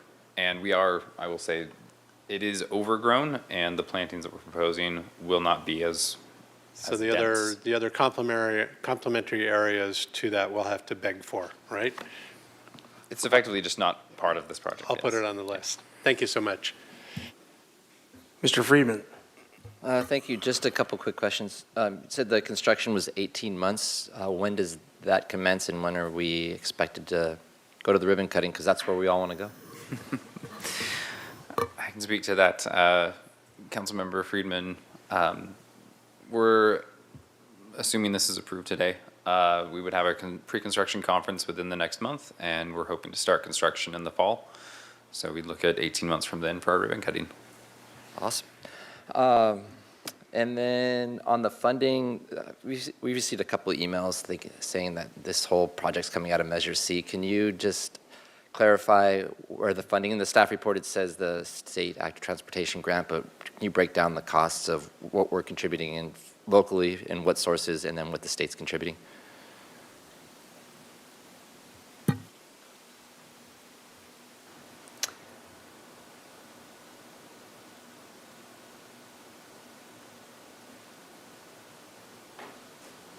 Okay. And then do you want me to go to the other side too? That's good. Okay. All right. As far as, this is a breakdown also included in the council agenda report. What we see here is just a breakdown from the grant share to the city share. So it's just roughly slightly over 4.7 million from the active transportation grant. And then we have about 6.7 million from the city's share coming from multiple sources for that and Measure C funds. Thank you. So it's significant. It's 4.6 from the state that's going to do this. So yeah, those are all my only questions. Thank you. Ms. Gutierrez. My question is, you had mentioned that there was a lot of collusions in this area. Can you explain to us the number of incidents, traffic incidents that have to be in a certain area for the city to actually create some change on the traffic flow? That's a question that comes a lot with constituents, always directing where we should put, stop signs. And so just for information. Mayor Rouse, Councilmember Alejandro Gutierrez, it's a good question. What we're looking for is patterns of collisions and also the severity of collisions. So what we're trying to identify as we comb through collision reports and try to see if there's things that are repeating themselves over and over again, that's really what we're looking for. So it's not necessarily about a quantity, but it's just this repeating pattern and trying to identify what can be done about it. In this case, with the State Street undercrossing, a lot of the collisions that Ms. Grant mentioned, they've resulted in severe collisions, meaning that it's ending up in a trip to the hospital for people. So it's one thing to have a fender bender that just might result in some property damage, but when people are going to the hospital because of collisions too, that's another factor that really raises the priority of what we're trying to do. Thank you for that information. Ms. Sneddon. Thank you. Just a quick question. it's fun to see this come back too after such a long time. But just on slide 14, and then I don't know if it's fair to ask on slide 22 because it's an extra slide, but slide 14 will show it. It looks so dirty, and I'm just wondering if there's anything in the treatment or materials or anything that can address that. I mean, that's not that old, and it looks so bad.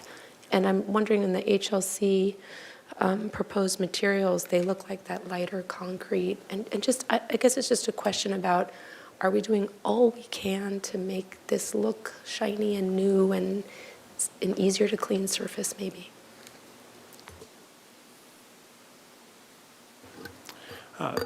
Mayor Rouse, Councilmember Snedden, can you go ahead one slide? So that middle photograph, that's the State and Mason intersection. That's going to be the end appearance down there. So it is going to be a fresh concrete. It'll be the lighter color, as you mentioned. Over time, dirt, grit, stains, everything. It really requires a power washing if we're going to do that. You know, we do maintain the sidewalks in that area, but not the roadway itself. So if we are going to start power washing the roadways to keep that appearance, you know, I think that's going to be an extra service that we'll have to talk about how to deliver that. That might be worth discussing at some point, because as we're talking about the gateways between the waterfront and downtown, and if that crosswalk looks like it did in the photograph, it's, I don't know, it kind of undermines the whole effort. So, thank you. So a couple quick questions that my colleagues touched on. Once again, with lighting, because the lighting depictions didn't look as bright as I would certainly like to see it. And I think from a security standpoint and attractive standpoint of getting people down there. So you're saying the capacity to go much brighter is there if we so choose once the project is in? Because I just don't think you're going to have enough lighting in an underpass like that. Certainly is what limits us right now to the use of that. Mayor Rouse, yes, we will have the ability to increase the lighting. Our lighting consultant did a very thorough analysis through there and expressed us that you don't necessarily want the corridor to be too lit, because you can actually create more shadows, which make it difficult as someone's going into and out of the corridor to actually see potential dangers or anything else. So to make the corridor appealing and safe, there's actually a balance to strike between being overlit and being underlit. And she did a very good job, in our opinion, of creating that balance, but we do have the ability to either reduce or increase the lumens and wattage in that area. I just want to make us, my wife and daughter want to walk down there at nighttime, so that's the key there. And going back to the crosswalks that you have up there right now, having seen the litany of crosswalk treatments over the years, we went from the Satillo tiles, the tiles of death, as I used to like to call them, or different things that have popped up. I'm always amazed at the amount of design and effort we put into crosswalks when actually those white stripes are the international crosswalk sign. I don't know if there's any, I know that's not very artsy, but wow, it sure seems like it's hard sometimes for people to figure out where a crosswalk is and when it's not, when it's over-designed. So I didn't know if, is that, so that's just a non-painted treatment. That's the way it's going to look. It's just a nuance of a shade of concrete? The borders of the crosswalk do have white stripes Right. around them, and then the center part is a scored concrete. From a staff perspective, one thing we really like about this is the long-term maintenance of this will be easy, just because a scored concrete is going to be durable and won't require a lot of maintenance, whereas... Oh, I totally see that. I just think from a recognition standpoint, like I said, watching this whole downtown thing evolve over the years and different designs, I'm glad it's concrete and not Satillo tile. That's a big plus, but yeah. With that, we'll go to public comment. I've got a speaker here. Barry Remus is going to join us. Yeah, see if you're the first speaker. Good afternoon, Mayor Rouse and City Council members. Yes, my name is Barry Remis, and it should come as no surprise that Move Santa Barbara County fully supports and endorses and urges your approval of this construction bid. It's pricey, but it's a wise investment in the future of the gateway to our city and to our downtown. All of the bicycle master plan, the pedestrian master plan, the city's general plan circulation element, all point to the benefits of this. And it's not just for the tourists that will be staying in the waterfront hotels, although it's very important as well that people that are visiting the city will be able to really see a very enticing and aesthetically pleasing, creative aesthetics as well with the Shelton ironwork and tile and lighting. But also for our locals as well. And so to see that what we're doing here is setting the stage, assuming this goes through and it's approved, that we're setting the stage for creating a much more attractive, safe, well-lit, and artful connection between the downtown and the waterfront. And especially if we are thinking about the attractiveness and creating not just increasing safety for pedestrian access, and also the buffered, safer access for cyclists.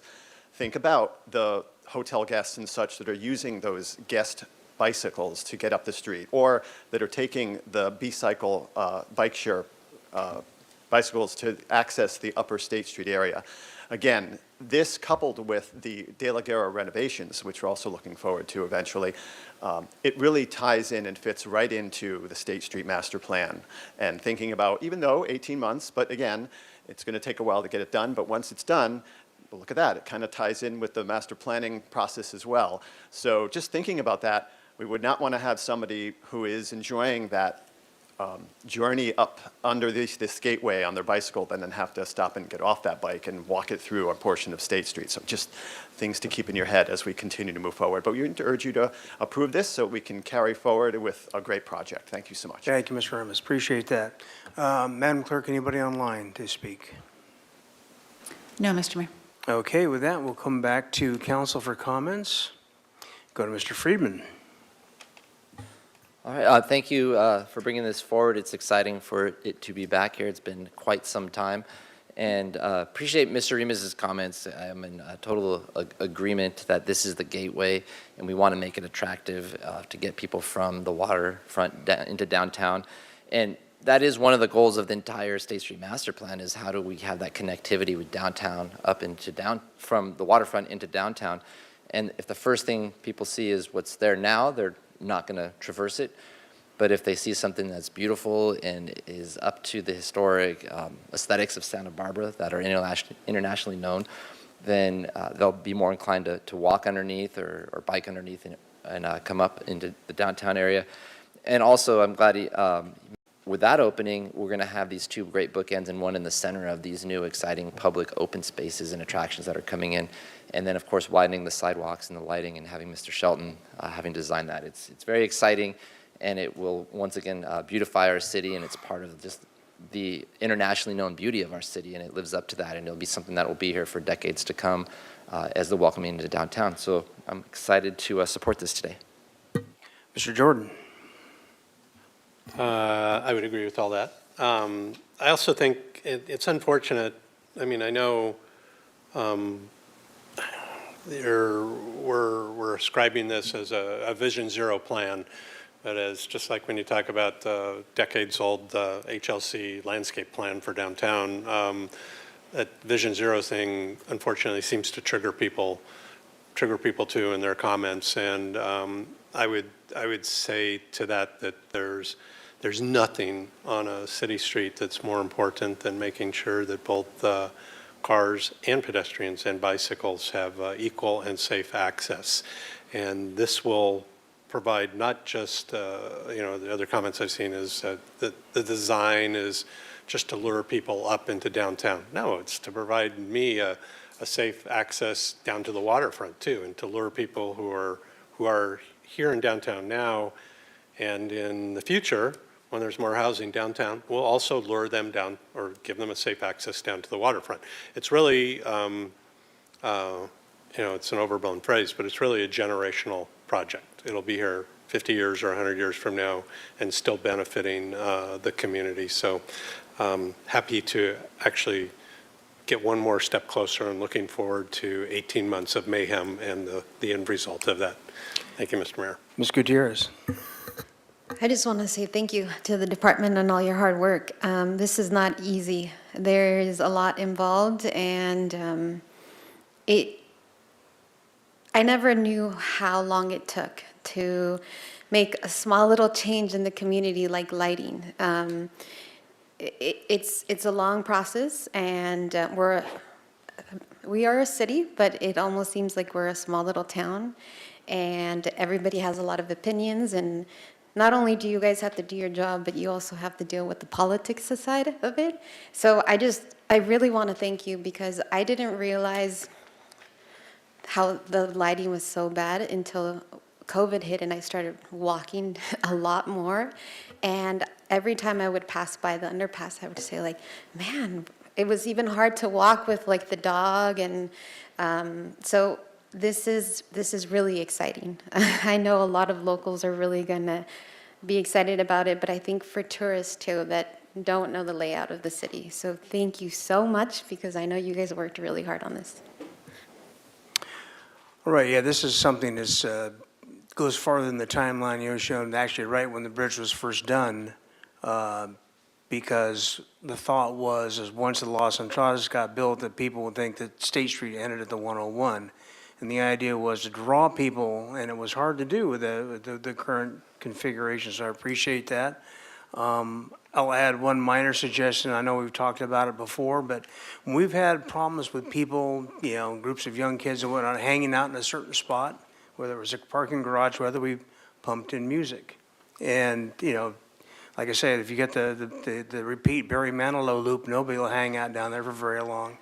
But whatever it took, we did classical music in Lot 10, and it really maintained the peace in there for a long time when we had some real serious problems down there. So just a suggestion to do that. And Mr. Jordan, you have a final comment or a motion? I can probably work my way through his catalog for you if I want to. Oh, Okay. Go for it. We're not doing anything. I'm happy to make the motion to approve staff recommendations A through G in the staff report. Okay, that's a first for the recommendation by Michael Jordan, second by Alejandro Gutierrez. Any further comment? Everybody understand the motion? May we have the vote, Madam Clerk? Very good. This is a motion by Councilmember Jordan, seconded by Mayor Pro Tem Alejandro Gutierrez to approve the staff recommendation. Please go ahead and vote.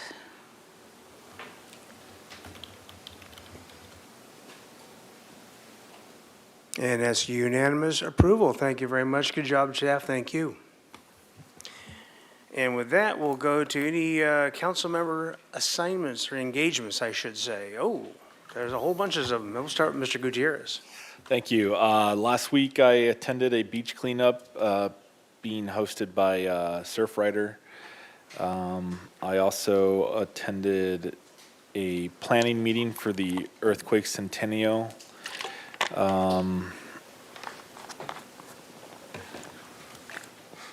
Attended the Latino Business Awards at the Arlington. A lot of great Latino businesses and leaders were awarded at that event. Attended the Casa de la Raza event being put on by the Peruvian residents of our community. Attended the La Recepción del Presidente at the Santa Barbara Club with my colleagues here. That was fun. And also attended the Santa Barbara Association of Realtors Fiesta Party. And also wanted to encourage people to go to the National Night Out that the SBPD is having at the Mission Ice Cream right now. So if you can get there, that'd be great. And with that, I just want to say Viva la Fiesta to everybody. Hope to see you all at the events. Oh, I have another question, sorry. When it comes to that joint school board meeting that we're having in 2 weeks, can city staff reach out to us about our suggestions? for that meeting? Councilmember Gutierrez, I'll follow up with you. All right. Well, with all of us, hopefully. Thank you. All right, Ms. Sneddon. Thank you. I had the honor of reading proclamations at a couple of retirements this week, and one was Yolanda Medina Garcia and Bonnie Kerwin, both of the Star King Parent-Child Workshop, and all three of my children attended, and I can attest that the early childhood education, but also the parent education is a real bonus for the whole community. And so the city gave a proclamation signed by Mayor Rouse that one each presented to Yolanda and to Bonnie. Also attended and read the proclamation for the retirement of Heidi Hawley from the Friendship Center. Attended SB PAL's motorcade for Vicente Duran, a PAL youth who is overcoming cancer, and also attended the Recepción de Presidente. Mr. Friedman. Thank you. I also attended the retirement for Heidi Hawley, and known her for many years, and just want to say congratulations and thank you for all your service in building up the Friendship Center organization. And it was great to be able to attend with Councilmember Sneddon, and had a great turnout there to celebrate her. And also attended the California Climate Adaptation Forum. I was a panelist yesterday on the local government state coastal commission working group, and how local governments and coastal commission are working through a lot of planning issues to try to plan for sea level rise and adaptation. And then I just also attended the a showing of Guys and Dolls up at City College. And we just have tremendous artists in there, and the plays there every time are just fantastic. And I wanted to give a shout out to a longtime friend of mine who was one of the leads, Raymond Wallenthan, who played Nathan Detroit. And Ray, I never knew you could sing that well. Mr. Jordan. Thank you, Mr. Mayor. I just wanted to send best wishes to somebody that I think many of us know, and that's David Pritchett, who used to be a long-time, I think he was a plank holder probably on the Measure B Creeks Advisory Committee. He was also on the Transportation and Circulation Committee. He's probably been gone a decade, moved up to Reno, but he has, he's in the middle of some very, very serious health issues, and likely, I don't even know the right way to say it, likely just on a path to not being with us soon.